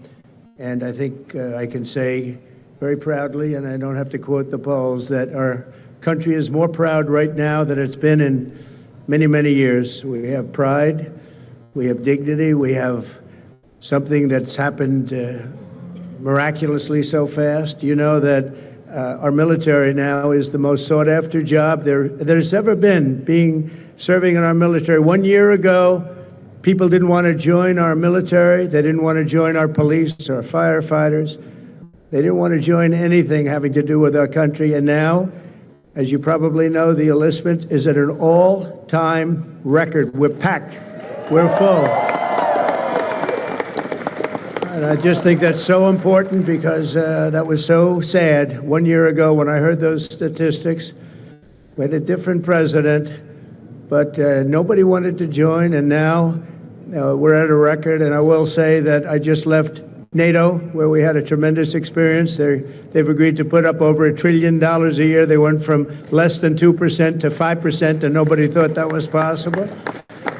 And they told me very strongly, the leaders of a big part of the world, very respected people all, they told me that, 1 year ago, your country was dead, and now you have the hottest country anywhere in the world. So that's the way it is, and that's the way we like it. And it's only going to get hotter, I promise you that. After that spectacular display of American power, let me just say that God bless the United States military and God bless the USA. God bless the USA. And to all Americans, I want to wish you a very happy Independence Day, happy 4th of July. This is going to be something special. There's spirit in this country. We haven't seen anything like it in many, many years and decades. Let me also express our gratitude to our magnificent First Lady. She worked very hard to make this all work. And we have a fireworks display about 9 o'clock tonight. I hope you're all going to be around and watch it. I know our congressmen and our senators who are standing right here, so many of them, they did such a great job. They're going to be here. I guarantee you, they're not leaving. They're not leaving. Thanks as well to the National Park Service, the USO, and countless friends and distinguished guests. We have so many people in the audience that have so much to do with the success of our country. We've, I think, had probably the most successful almost 6 months as a president and the presidency. I think they're saying it was the best 6 months, and I know for a fact they're saying the last 2 weeks there has never been anything like it as far as winning, winning, winning. So as you know, 2 weeks ago, our incredible Air Force pilots conducted one of the most successful military strikes in all of history, Operation Midnight Hammer, and that's exactly what it was. It was a hammer. This evening, we're honored to be joined by 150 airmen and their families from Whiteman Air Force Base in Missouri, home of the B-2 bomber.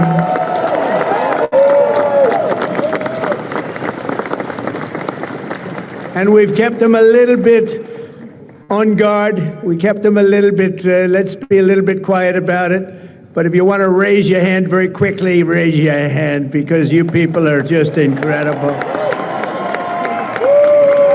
They don't want to be in disguise. They say, we don't have to do that. They're looking at us like we're a bunch of babies. We don't have to be in disguise. We saw all those hands go up. Thank you very much. We owe you everything. Great job. Incredible. Just a flawless, one of the most flawless military campaigns in the history of our country. If you remember years ago, they had helicopters crashing into each other. It was a disaster, the hostages in Iran. And we had just the opposite. We didn't have any crashes. We didn't lose any planes. We didn't lose anybody. Those beautiful planes that you saw were totally stealth. They flew right over the center of a very hostile country, and they never even saw it coming. And then they said, skedaddle. They dropped the bombs. They said, skedaddle. And that big sucker turned over like this on its side, and it got out of there. Well, I'll tell you what, how they do that, but they can do it. I asked our great General Kane, how do they do that? Do they really love doing that? Look at them, they're all laughing. And they said, do they really like doing it, sir? They can't wait. Better you than me. That's all I can say. It was a flawless mission. Every single bomb hit, and it was total obliteration, total obliteration. Now, even the fake news is admitting that. They hated to admit it, but they had no choice. That was an incredible thing, and these heroic pilots showed our enemies what it means to fly, fight, and win. To every service member who supported that mission, and we have many of them here. We've made we've made you proud by supporting, but you've made us even prouder by having the courage to get in those gorgeous machines and fly through the roughest airspace anywhere in the world. And we salute you and we honor you. Thank you very much for being here. Thank you.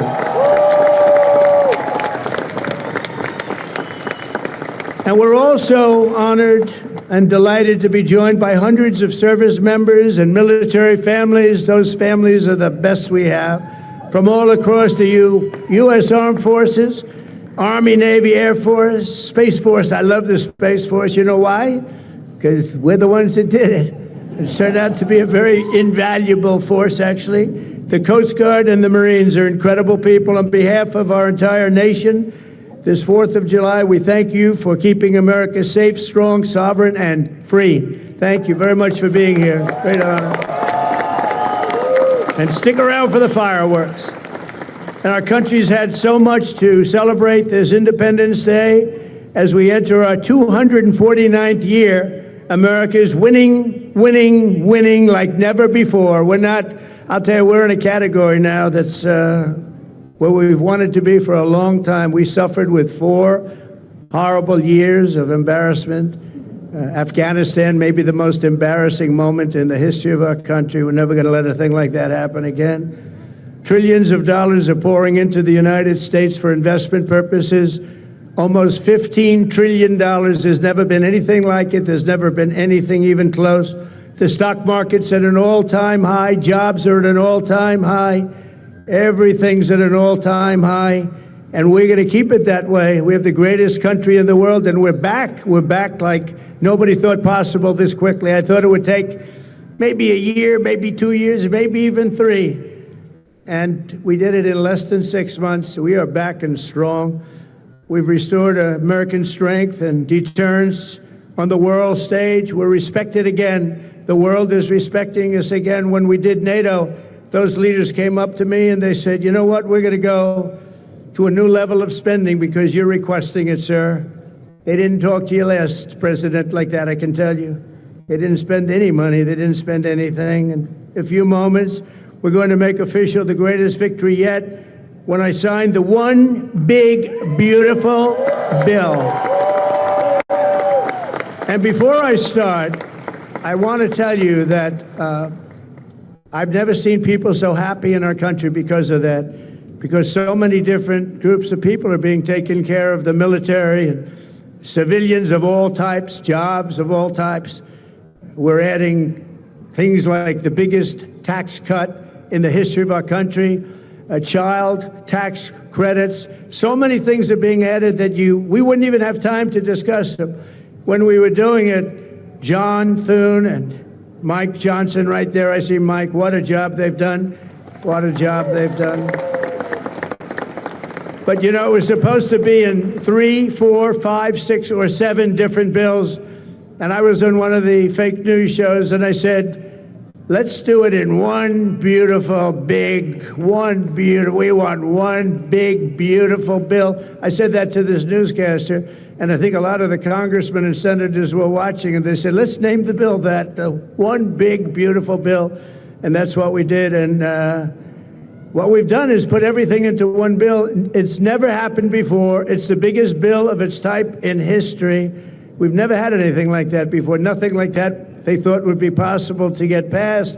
And actually, I liked it because we had so much in there that no matter who you are, there was something in that bill that would make your congressman or your senator or your congresswoman, much more importantly, raise their hand and support, right, Lisa? So that was something, and it was really something special. So the American people gave us a historic mandate in November. We won everything. We won the swing states, all 7 swing states. We won every one. That rarely happens. We won the popular vote.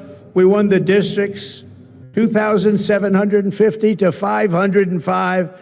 That's why when you look at a map, it's all red, a little blue on each end, but it's all red. And by the way, red means Republican, just in case.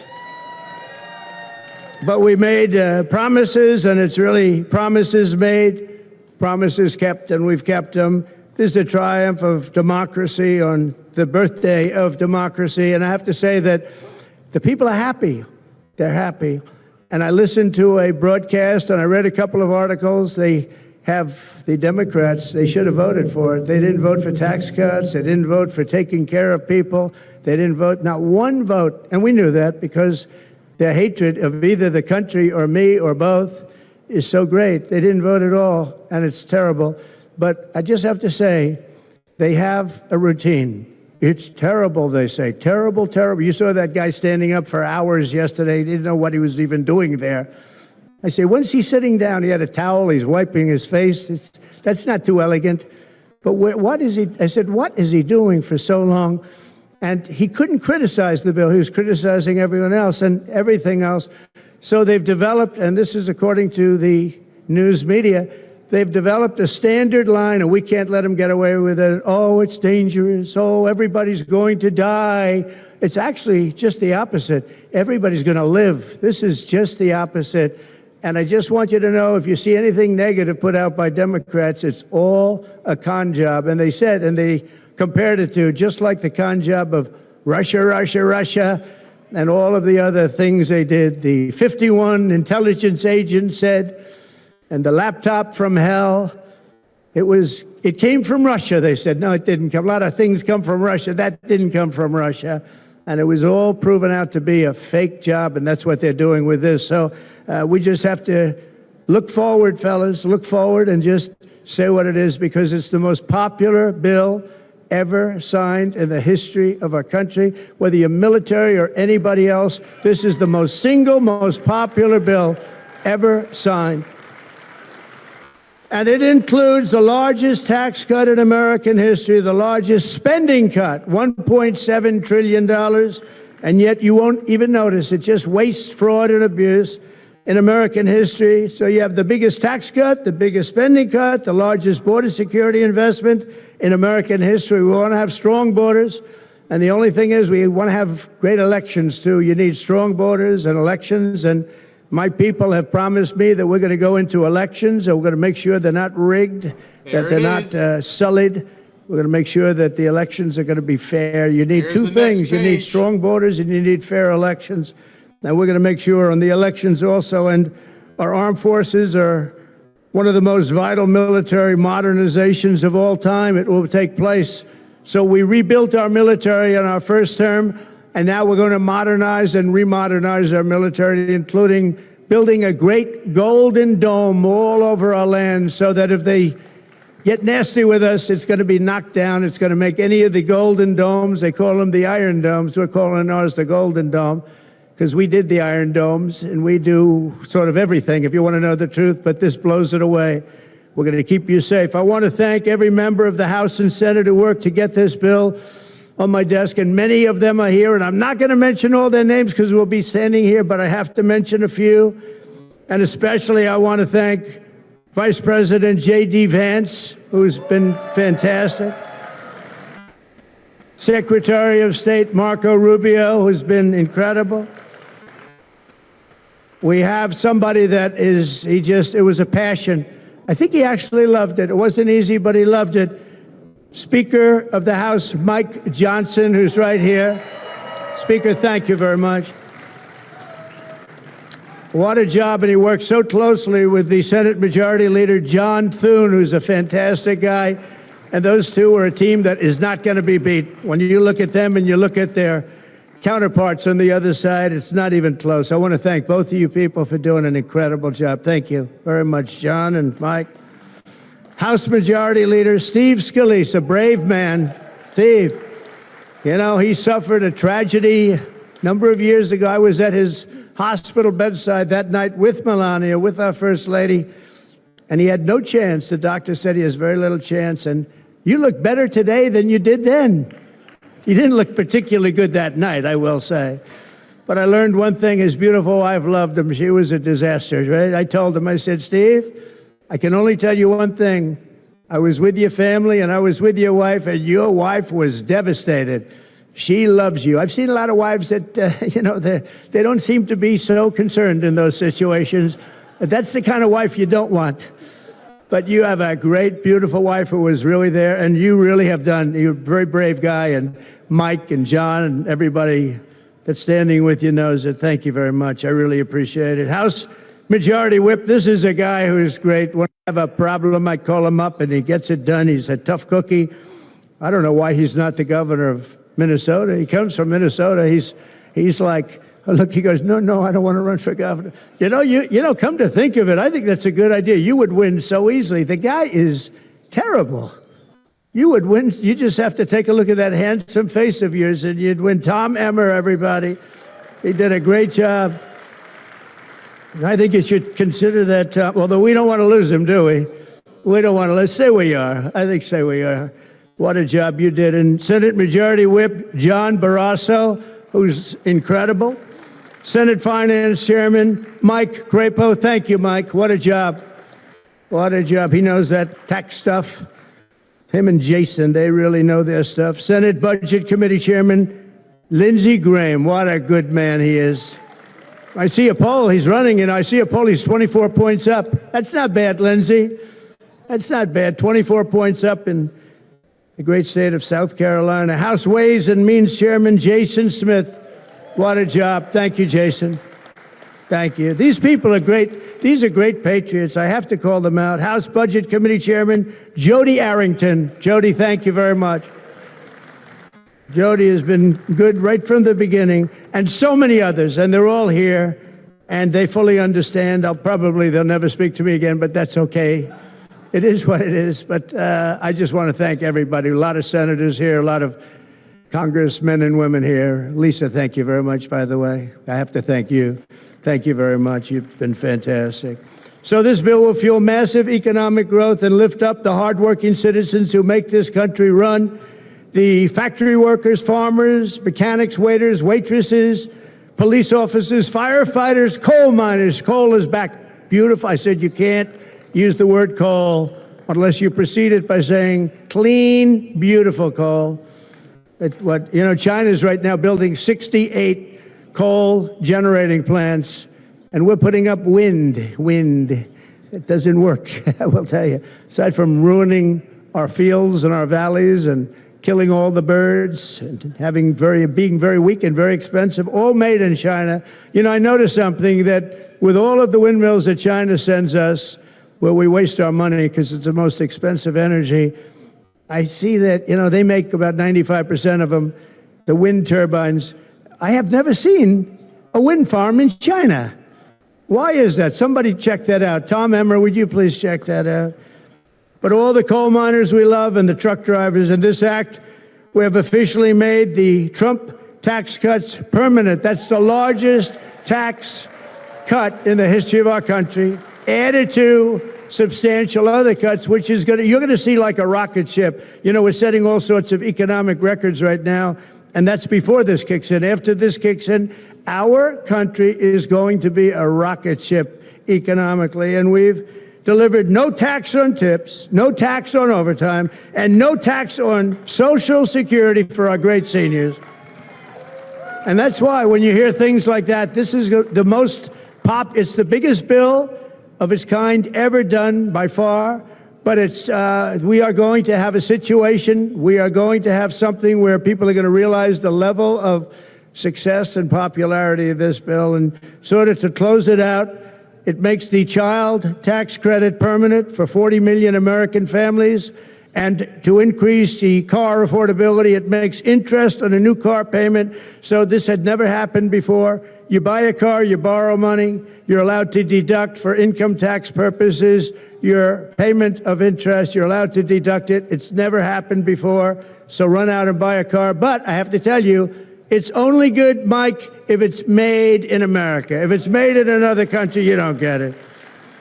And to protect 2 million family farms and other small businesses, we're eliminating the estate tax or the death tax. So if you want to leave your farm or your small business, but the farms are really, they have been devastated, to your children, if you love your children. By the way, if you don't love your children, don't even listen to what I'm saying. It doesn't matter.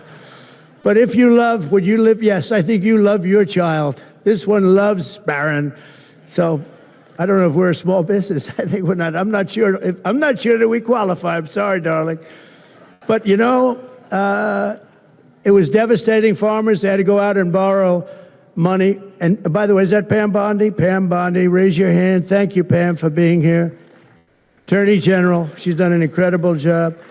So there won't be any, think of this, there won't be any death tax. You're not going to have to go borrow money. Your parents pass away and the farm goes into the bank's hands and gets foreclosed.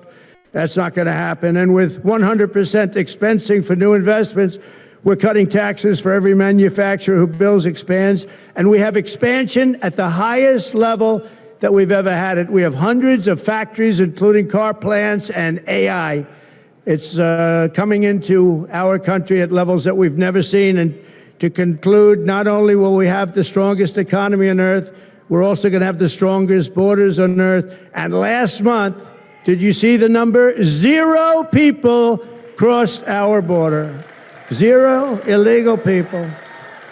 And that's after Joe Biden let 21 million people, many of them people from gangs and prisons and drug lords and people that were mentally unbalanced, they let them into our country. We're getting them out at record numbers, and we have an obligation to, and we're doing it. So as we approach the 250th anniversary of America's founding exactly 1 year from now, we are creating an economy that delivers wealth for the middle class, a border that is sovereign and secure, and a military that is unmatched, unequaled anywhere in the world. And you saw that. And what a beautiful sight that was, especially after watching what they did just a short while ago.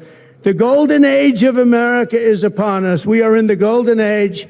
It's going to be a period of time, the likes of which I don't think this country has ever experienced before. We're going to make America great again, and it's happening very fast. We love you. We thank you for being here. Enjoy the fireworks tonight. And First Lady, I want to thank you. You have been unbelievable. You think it's easy being First Lady? It's not. Thank you all very much. Happy 4th of July. God bless you all. Thank you very much, everybody.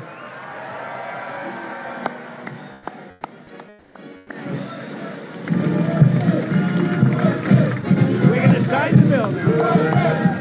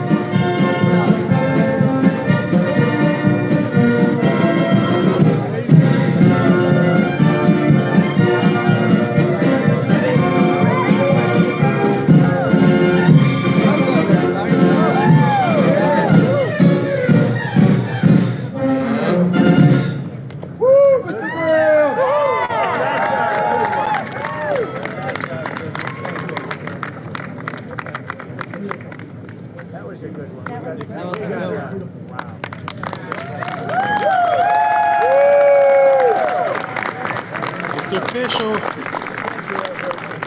I can hear the crying whines from liberals right now. The big beautiful bill, and I want you to have that for your. Are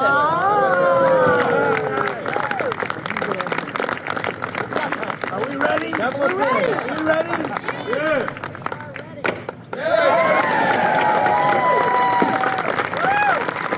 Have a good time, everybody.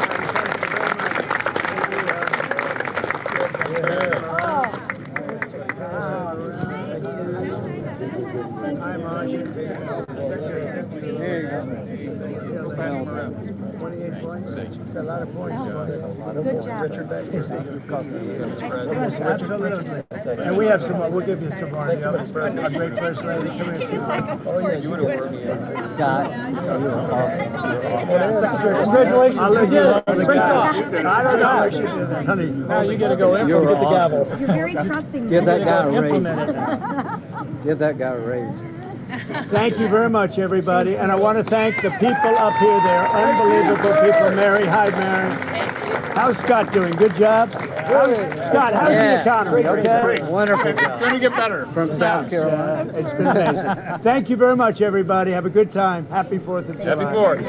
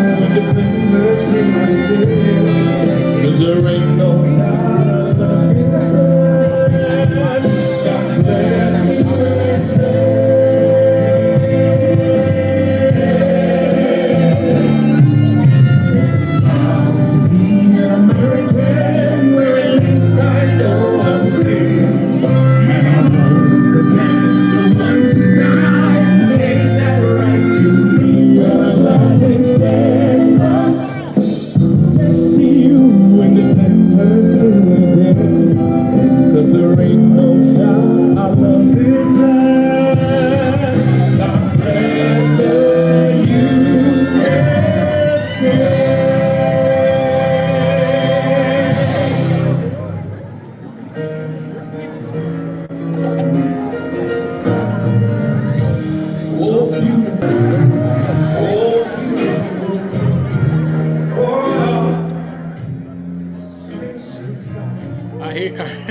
I hear y'all. People are like, hey man, this makes me nervous. Yeah, but then again, you figure everybody who's there has gone through all kinds of vetting, all kinds of security. So hopefully everything is safe at this point. The Secret Service is right there. But I just love how he takes so much time talking to people. And if you remember, a lot of the people that are in the audience, these people were service people that were specially invited to be here at this event. And so he's thanking them for everything they did, obviously, with Iran. And he's shaking everybody's hand and just going through the line. So don't go anywhere. After this is over, they just played his song, God Bless the USA. I'm going to play my interview with Lee Greenwood because most of you have not seen it yet. So because YouTube they didn't take it down, but it was part of a 19-hour broadcast, so it didn't get seen. So after President Trump leaves, we're going to play my interview with the man who wrote the song and sang the song, Lee Greenwood. But right now, let's continue to watch President Trump.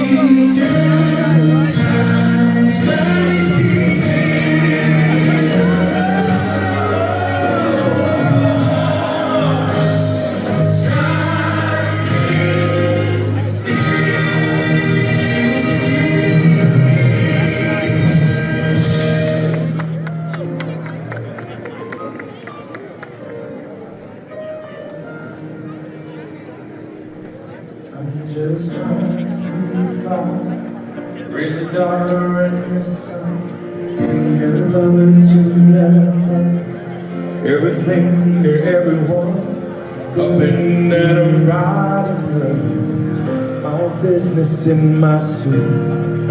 I'm dressed up for success, from my head down to my boots. Well, I don't do it for the money, there's bills that I can't pay. I don't do it for the glory, I just do it anyway, providing for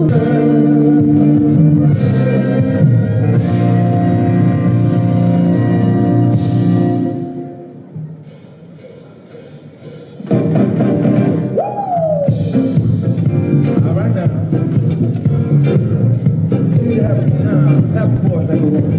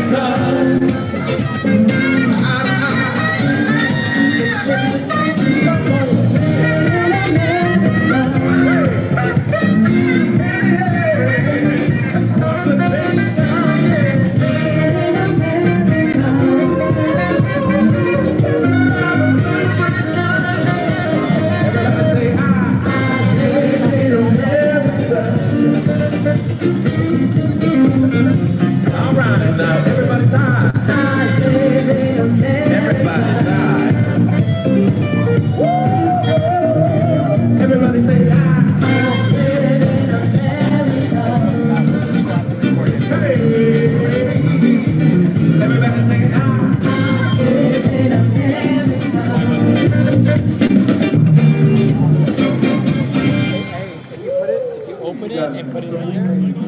You open it and put it in there. Okay. So that you don't lose it.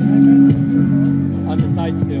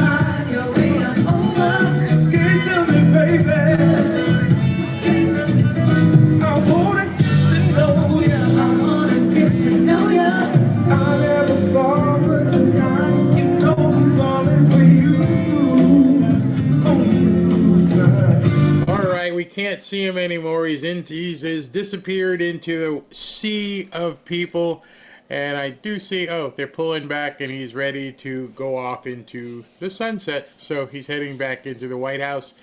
Thank all of you guys for tuning in, but before you leave, I put up a poll, and a poll because of what YouTube, because of the time, 51% of you, over 6,000 people have voted. 51% have said they have not seen the Lee Greenwood interview that I did. So I'm going to play the Lee Greenwood interview right now. If you've seen it and you don't want to stick around, that's okay. I'll do the Michael Flynn thing tonight. So you're not going to miss it. But here, without further ado, wow, these people are just standing around just hoping to get a glimpse of President Trump, is my interview with the guy's song you just heard. You see it, you hear it at every one of the rallies. God bless the USA. This is my interview with Lee Greenwood. All right, everybody, I've got a real treat for you. A guy that needs absolutely no introduction because we watched the Trump rallies all last year, and President Trump already introduced him. It would be Lee Greenwood, amazing songwriter. God bless the USA, everything like that. Lee, how are you doing this morning? I'm terrific, Barry. Thanks for having me on the show. This is great. I love the title of your show, Fanfare, because it's like kind of a thing I do, you know? It's like, let's have a fanfare. Can you believe, and I was doing some research, this song that you wrote, 1984, it's almost over 40 years old. Did you think that this would ever happen?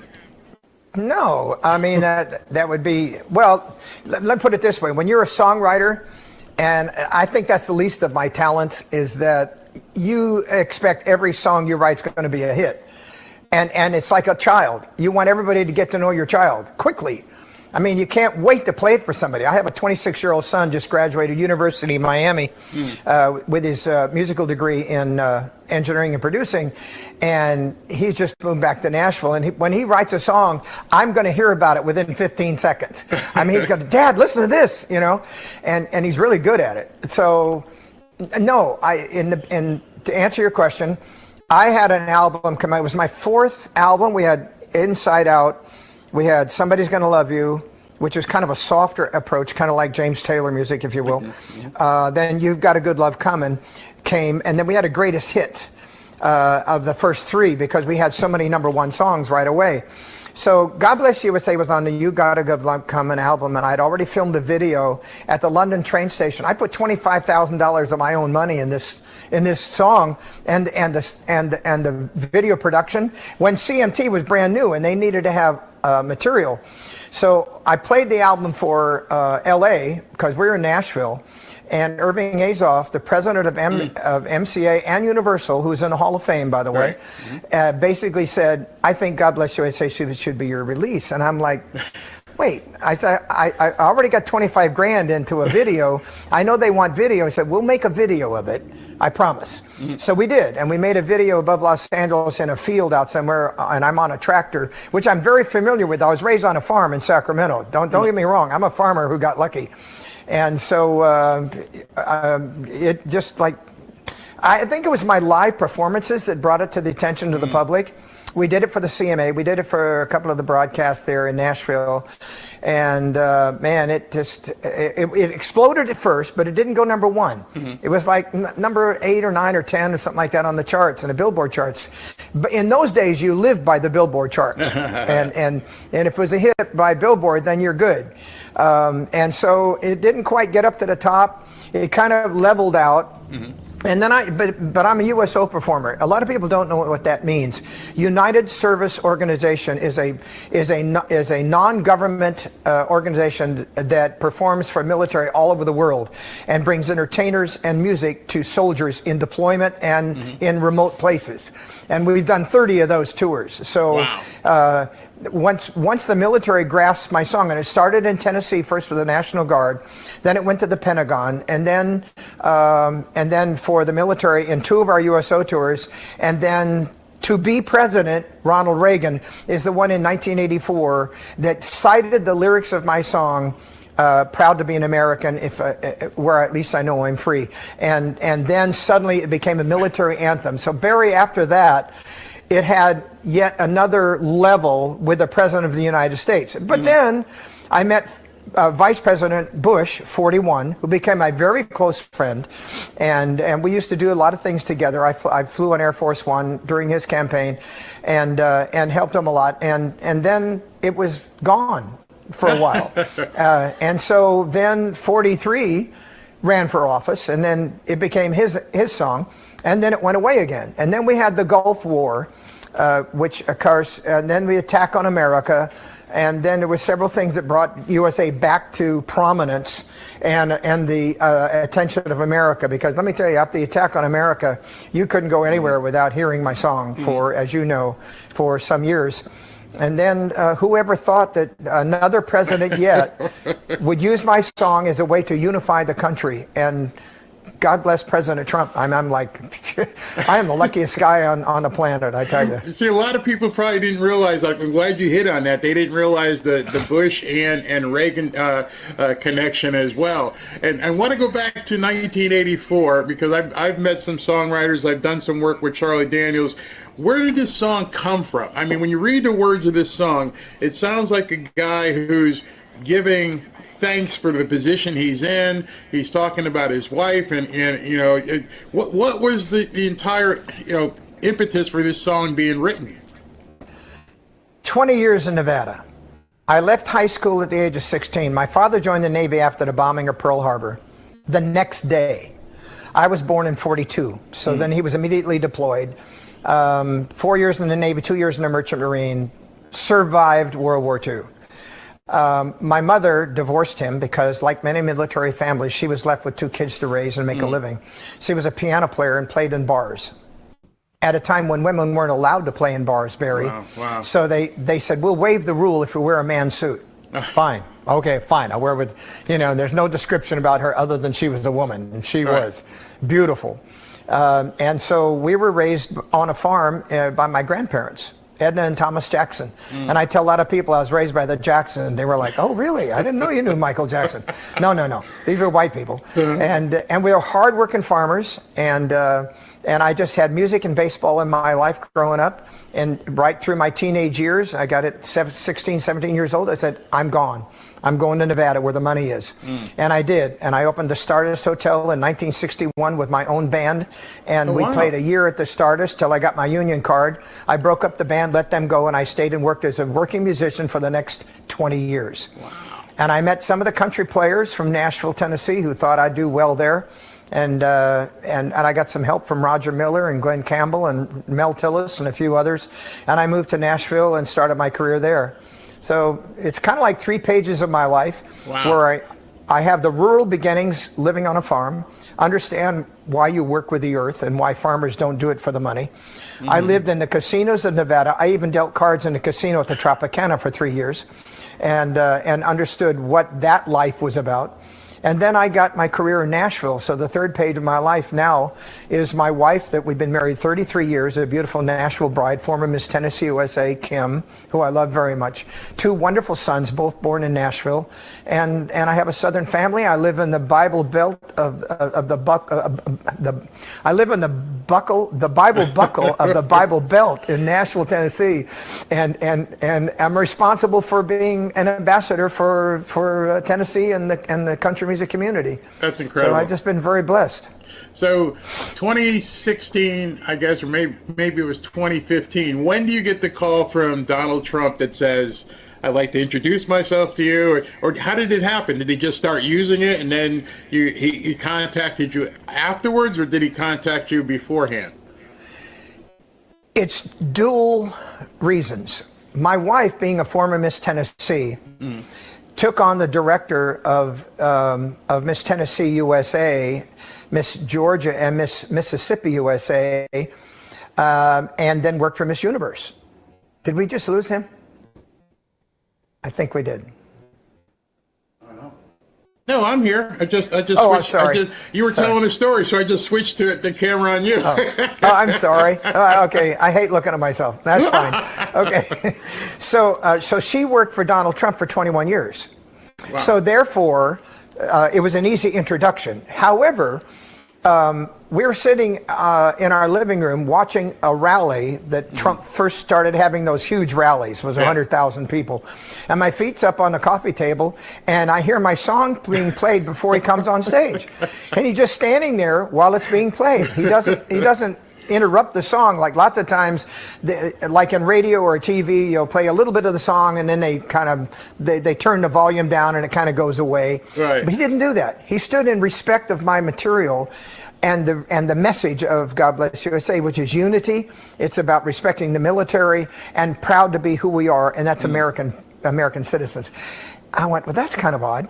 And then, and I said, well, another president is using my song. That's wonderful. We didn't get a call. I never said, yes, you can, no, you can't. And then when it came to the inauguration of the president, they asked me if I would come perform live. And of course, as you know, I did. And that was the second time at the Lincoln Memorial where I had performed for a president. At the same place for 41, President Bush, and now President Trump, on the Lincoln Memorial at the mall. And then I began working for him in various places when he needed me. And then we lost the next election. Mm-hmm. And so it was like, well, hell, you know, and America started turning very negative behind the Biden administration. It just was going to hell in a handbasket. And then luckily enough, he runs again. And this time we did get a call from the RNC and say, we need you to introduce the president at the RNC and we want you to work with him in his campaign. I gratefully and gladly performed for the president and still do. Speaking of performing, so is it tomorrow or the next day? When are you headed? You're going to be at the American 250 kickoff celebration as well, aren't you? Yeah, it's hard to say 250 when we haven't got to 249 yet. But yes, I'm flying in the morning to Iowa. I'll be at the Iowa State Fair and sing for the president. And here's an interesting fact a lot of people may not even know. That when I performed for Reagan and both Bush presidents, it was the president who would speak, then I would sing. I was the closer. Okay. For President Donald Trump, I sing first and then he speaks. He's the closer. And he will always be the closer as far as I'm concerned. Have you ever met the guys from the Village People? How do they feel the same way you do? I mean, I don't know if you've ever had any contact with those guys. No, I haven't. Oddly enough, and of course, I have many times in my performance in YMC. I did that thing, you know what they do, and it was kind of a cool thing. And for Donald Trump to use that, and I've been at Mar-a-Lago several times, and I'm on the playlist with a lot of my music, and so is the Village People, and it's like really an odd combination, from a pop act in the '60s or whatever to my career, which started in the '80s, and now here in the 20,000. Where were you of 20,000? I didn't know I'd be alive this late. So I understand you just got at the CMA Fest, last month? You just got awarded a 2-time platinum for the song or for the album? Both. Yeah, wow. For the single and for the song. Yeah, 2 times platinum, and a lot of that's contributed to the download because we released. You have to remember, I released records when it was still on vinyl, before they were CD. Yeah. And then they went CD, and then they went to downstream, downloading and streaming. So I'm like, this is an interesting part to get now a double platinum CD from downloading and streaming. It's like a whole new world for me. And especially because kids are, I think you're garnering a younger audience as well, because when you have a song that's traversed 40 years, you have the adults and their kids now who are listening to your music, which must be an absolute bonus for you. Speaking of more people seeing your music, I understand that you're also or been named to the board at the Kennedy Center as President Trump's trying to get that place fixed up. Yeah, it's my second appointment to the Kennedy Center as a trustee. Actually, during his first term in office, I was appointed and reappointed this time to enhance and make the Kennedy Center what it was always intended to be, the greatest performing venue in the country. It is absolutely beautiful if you look into the theater. Now, the inside and the downstairs area has gone into disrepair. And I think because of some of the performances, which were somewhat unique, with the opening of Les Mis on October 11th, I think you understand how great this theater is once again going to be. You're going to have a lot of... I understand some of the liberal people are having a problem, which I don't really care. I'm more interested in the people who will play there. So what do you guys have coming up there? I'm on the transition team that gives the Kennedy honors. Okay. That's my committee. I'm not on the committee for performances, so I don't really know what's coming up. But I've seen some of them that have been advertised, and they all look very wholesome. They look family-oriented, and I think that was the reason for it. Absolutely. By the way, let me just say congratulations to you, and because you are so family-oriented, and it's not because you're just a conservative, but because of the kind of platform you offer. I think it's terrific. Thank you very much. That really does touch me. So I understand you also. I thought it was President Trump's product, but the God Bless the USA Bible, that's something you guys are working on, or is that just your product? Well, we started promoting it first, and the president decided to make his own version of the Bible after he promoted it for me. There is a version for the president. There's actually, it's a King James Version Bible. Make no mistake, this is the gospel in its entirety. But we included documents of the Constitution, the Declaration of Independence, the Bill of Rights, and the Pledge of Allegiance in the back of the Bible. And there's a note section there, just like regular Bibles have. There's a presentation page in the very beginning. So this is the newest version I have in my hand. They handed it to me before I got on air with you. This is called the Patriot Edition, and it's specifically for the 4th of July for this next year. But there's only 1,000 of these. And so it comes in a beautiful red and blue with white lettering. And like I said, it's GodBlessUSABible.com is where you can get one. There's only 1,000, so you probably need to get it before it's gone tomorrow. As soon as we perform with the president tomorrow, he'll probably talk about it, and it'll be gone. So again, GodBlessUSABible.com is where you'll find this. I will make sure I change. Well, I don't have time to change it, but I will make sure I put a banner up where people can go to GodBlessTheUSABible.com. So tomorrow's performance, are you just doing one song, or you think he'll let you do a couple more songs? That's one of the problems I have when I watch his rallies. I'll see you, and I'll see Kid Rock, and I'll see other people. I'm like, sing more, do more music. Are you guys limited to one song, or can you do more? Yeah, I'd love that if they'd let me. As a matter of fact, I don't know if you've heard it or not, but this is kind of interesting. We have a rock version of God Bless the USA out. It was from a fellow in Detroit who I got to know pretty well, Drew Jacobs, just like Kid Rock's from Detroit, by the way. And Drew Jacobs and I construed this rock version of God Bless USA. It's the same song, but it has this tempo and beat behind it that's really cool. And it went #1 in the rock charts, by the way. It was like, yeah, I like it. I give you a business idea here. I think Americans would flock to a stream. I think Americans would flock to a ticket if the Trump supporting entertainers did a tour. If it was like you and John Rich and Kid Rock, and I can't imagine Ted Nugent. I can't imagine what people would do if there was a summer show with all you guys on stage. You think about that. It's an idea. I'll help you put it together. Well, you know, Kid Rock has his own performance called Rock the Country. Yeah. And I was on the one in Little Rock just last week, and there was an introduction message from the president. Oh my. Yeah, so it's kind of what you have already thought about. But yeah, what I would like to do is probably perform with Gary Sinise. He has a band called Lieutenant Dan Band. Right. Which is from the movie. Right. Bubba Gump. What's the name of the movie? Forrest Gump.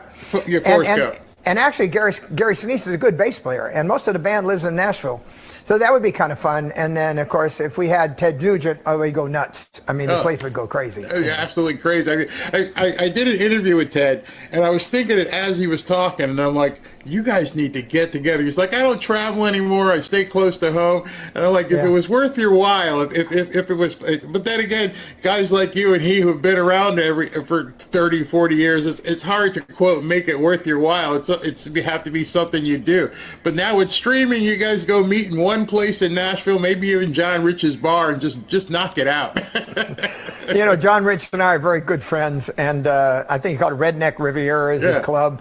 But we go over to his house and just have dinner, you know, every once in a while. We're very close friends, and one of the greatest conservatives in Nashville too. We love him. Yeah, absolutely. So just one before we go, I have one question. We talked about entertainment. Let's talk a little bit about politics. Do you have, and sometimes entertainers are adverse to like giving their opinion. So I'm just going to ask you, if you can't, you can't. What's your opinion on this whole thing with the big beautiful bill and where our politicians are, instead of just being united, not just, fighting over every single thing. You've been around all these different presidents. What do you see the difference being right now? Why it is so divided?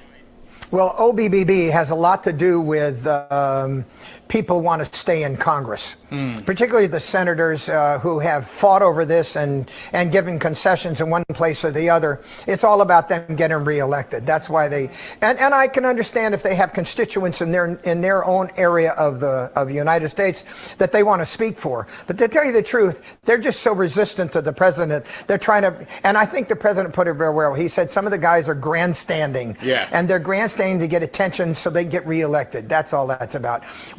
Time will tell. The president's bill is going to do good for America. We're going to be really prosperous in the next year or so. Just wait and see. Yes, I completely agree.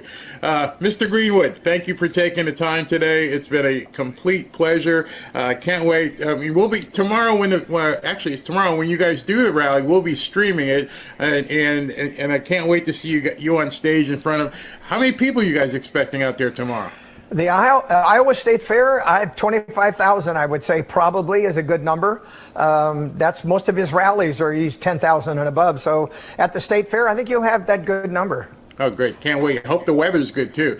It's nice sunny day out there in Iowa. Love to see it. Thank you very much for taking your time. That's GodBlessTheUSABible.com. I'll put it in the description of this video. You guys can see it. Thank you very much. We're going to give you a big hand. You're awesome. Thank you, Barry. Talk to you soon. Thank you soon. Excuse me. I hope you guys enjoyed that as much as I enjoyed talking to him. I've noticed with some of these entertainers, they're so genuine if you get to talk to them. I understand SV had to bounce some guy who had a bad experience with him. And I responded to that guy and went, hey, man, there's only one man who's ever walked on water. Everybody else has problems, issues, a past. Every single body else. And so I apologize if you had a problem with him years ago or whatever it is. But in any event, it's where somebody is now. I would hate to be judged on my past. I'd like to be judged on my present. And right now, Lee Greenwood is in a place where he's a patriot and he's behind President Trump. And so all the other stuff, if it was personal, it doesn't matter. Doesn't matter at this point to where we are in this country.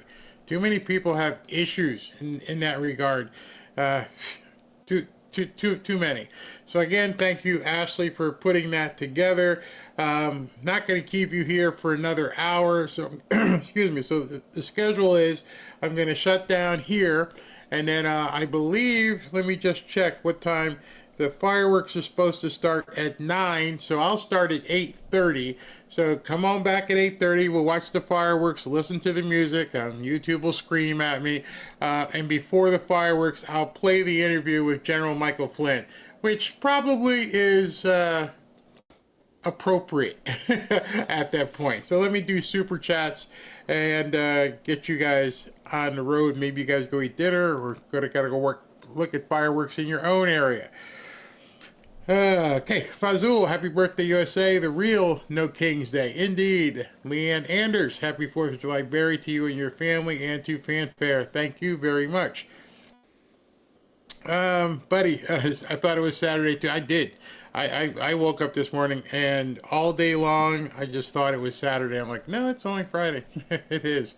Mr. Anders. Oh, by the way, speaking of it just being Friday, you heard a couple things today that President Trump is going to be working on.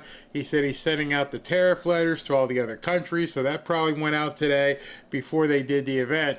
And then he dropped another breadcrumb. If you were listening, he mentioned, yeah, we got to go do something about voting rights and getting everything secure. So there's the next fight. And I don't know if it's the next fight, but it's definitely something that's going to be coming up for sure. Mr. Anderson, I'm so proud for Barry's intellectual. Wow, thank you. God bless America. Thank you very much. Journey Asplund, can you research about the no overtime tax kicks in? I read the compensation for this year and 2025 taxes is possible. From what I've understood, just to let you know, the bill in certain instances takes effect right now. Obviously, you don't have to pay income tax right now until next April. So at that time, when you go to pay your taxes next April, you're paying your taxes obviously on 2024's income, which then you can do what you need to do. So yes, it doesn't take, quote, effect because there's no tax returns due. It will take effect by the time your tax return has to be done. Gasworks, thank you. Way to go, Barry. Oh, fam jam. Thank you very much, Gasworks. Great. Thank you. Christina Mozart, thank you, Barry, the entire family and mods with your support. 3 months ago today, I left the Democrat Party and at 11:45 p.m. began my walk with Christ. Thank you. I feel whole for the first time in my life. That's got to get a clap up. Got to get a clap up for that. Fantastic. God bless you, Christina. By the way, we're doing a prayer morning prayer breakfast thingy next Monday. Oh, not next Monday, in 2 days. Fume drummer. I wonder if the farm issues could differentiate between corporate farms and family farms. The Jenkins farm is more vulnerable than Conagra's farm. Good point. Let him know. Suzanne Brooke. Hi, Barry. I listen as I learned so much from you. Thank you. I'm bringing 3 new ladies to join the Republican Women Federation because you explained so well. Thank you. Thank you very much. Mr. Anderson, twice here. For Barry, Robin, mods, God bless you all. Happy 4th. Yes, thank you. We will take care of them. Arthur, thank you. His lips, my heart. Wow. You guys are, thank you very, very much. Beverly Litton. Shylock is the name of a Jewish moneylender in Shakespeare's play. The Merchant of Venice. His loan interest demand was pound of flesh when the borrower couldn't pay back the money. Exactly. Raven, they try to make something offensive out of everything. Raven Kirkendall, is there no more taxes when inheriting property, the death tax. I think they're working on that. I'm not sure if that's been repealed yet. Lowly, thank you. Wow, Leon Combs. I haven't even seen your name before. Thank you very, very, very much. Thank you. Thank you. Jonathan Manson, thanks for another great stream. The Hakeem Jeffrey show failed. I think he was auditioning for a lecture circuit or a spot on CNN or something. Probably that. RBI Sports, yes, the mendacious left have lost the narrative as all their potential cheater votes are and will be going bye-bye, not working. So remember, the SAVE Act has already been passed in the House. The Senate wouldn't take it up. This is important. The SAVE Act, which is to require that citizens are the only people who vote, the House has passed it, the Senate has not. The Democrats are fighting because they don't want you to have to prove your citizenship to vote.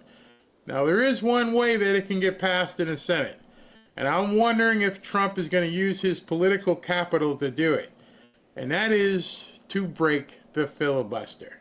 If they break the filibuster, they can do it. This might be one where you can push it all in at this point, push all the chips in, because if you break them and you have to prove citizenship and you make that law, they're done. Nothing else for them at that point. Retro Bill, the Giants sucking out as the Democrats. Oh yeah, for sure. Mountain Goddess, my heart is so full of pride. Fellow Americans, stand tall and fly your flag. Absolutely. Lisa M., in honor of my fabulous patriot, happy birthday, born on the 4th. Thank you. Mississippi, July is Pride Month, pride in our country. Good point. Good point. Should be the entire month. Just another knucklehead. I have nothing from FEMA or Weather Channel about flooding here in Texas. I see the radar going rain, but not bad here. Fort Worth FEMA would alert us if flooding was an issue again. Okay. Well, God bless. Hope you guys stay safe there. Mike Fortner, unfortunately, the tips and overtime tax cut is only good through 2028.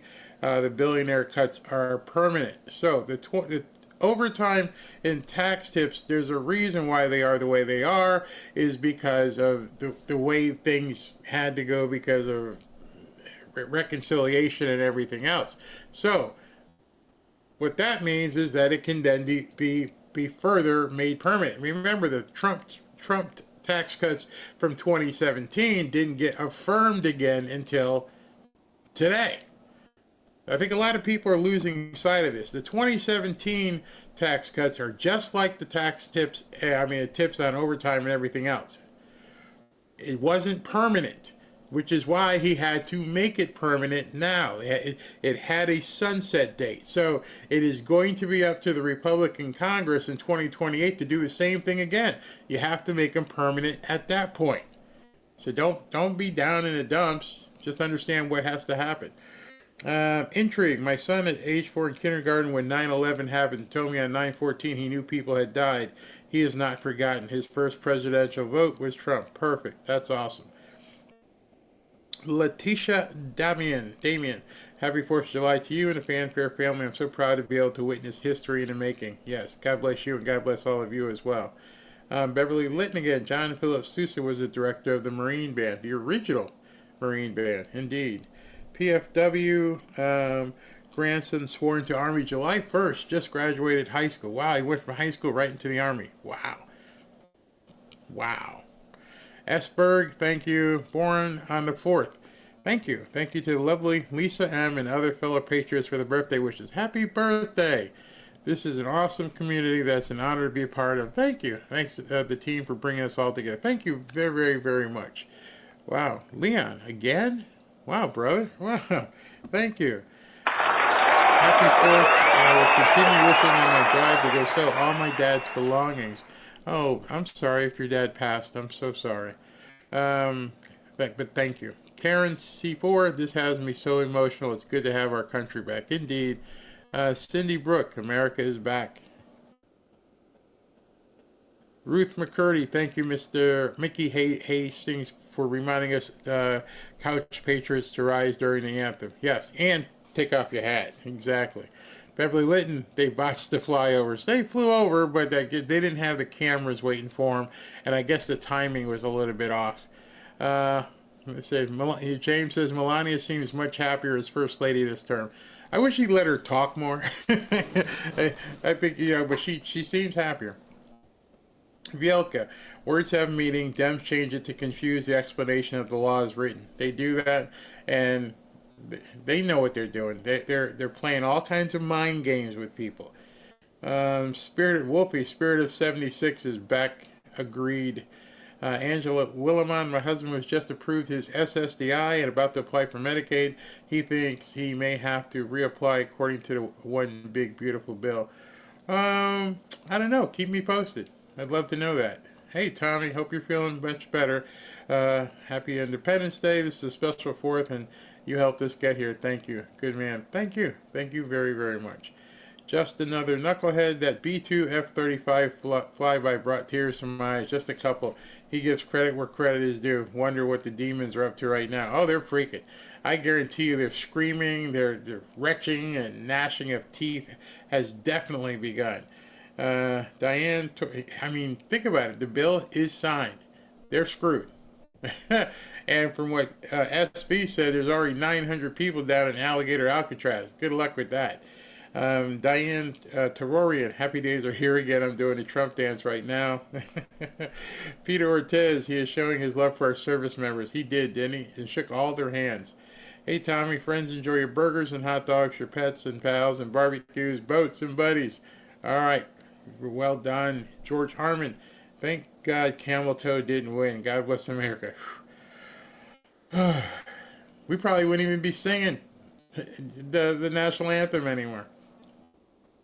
Annette Godwin, thank you very much. Nancy Leslie, true Americans cried through that speech and the post-speech singing music. I'm proud to be an American. Yes. Barry, can you cut a rug? With scissors. Robin is the dancer. Well-deserved Stealth Blue. Well-deserved praise from Lee Barry. Thank you. Thank you very much. And how does the no tax on Social Security work?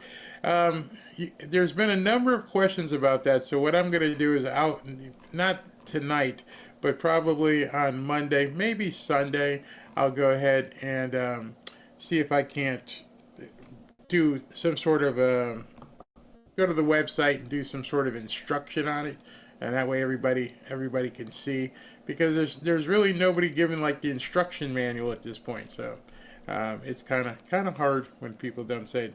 I just want to make sure I didn't miss anybody, because I hate if I miss people. No, I think I got everybody. All right, so I'm out of here. I'm gonna put on the after party, and then I'll see you guys at about 8:30. Hopefully we'll get to see the fireworks, and like last time, I can't wait to see what the music is like. But I'll see you guys at 8:30.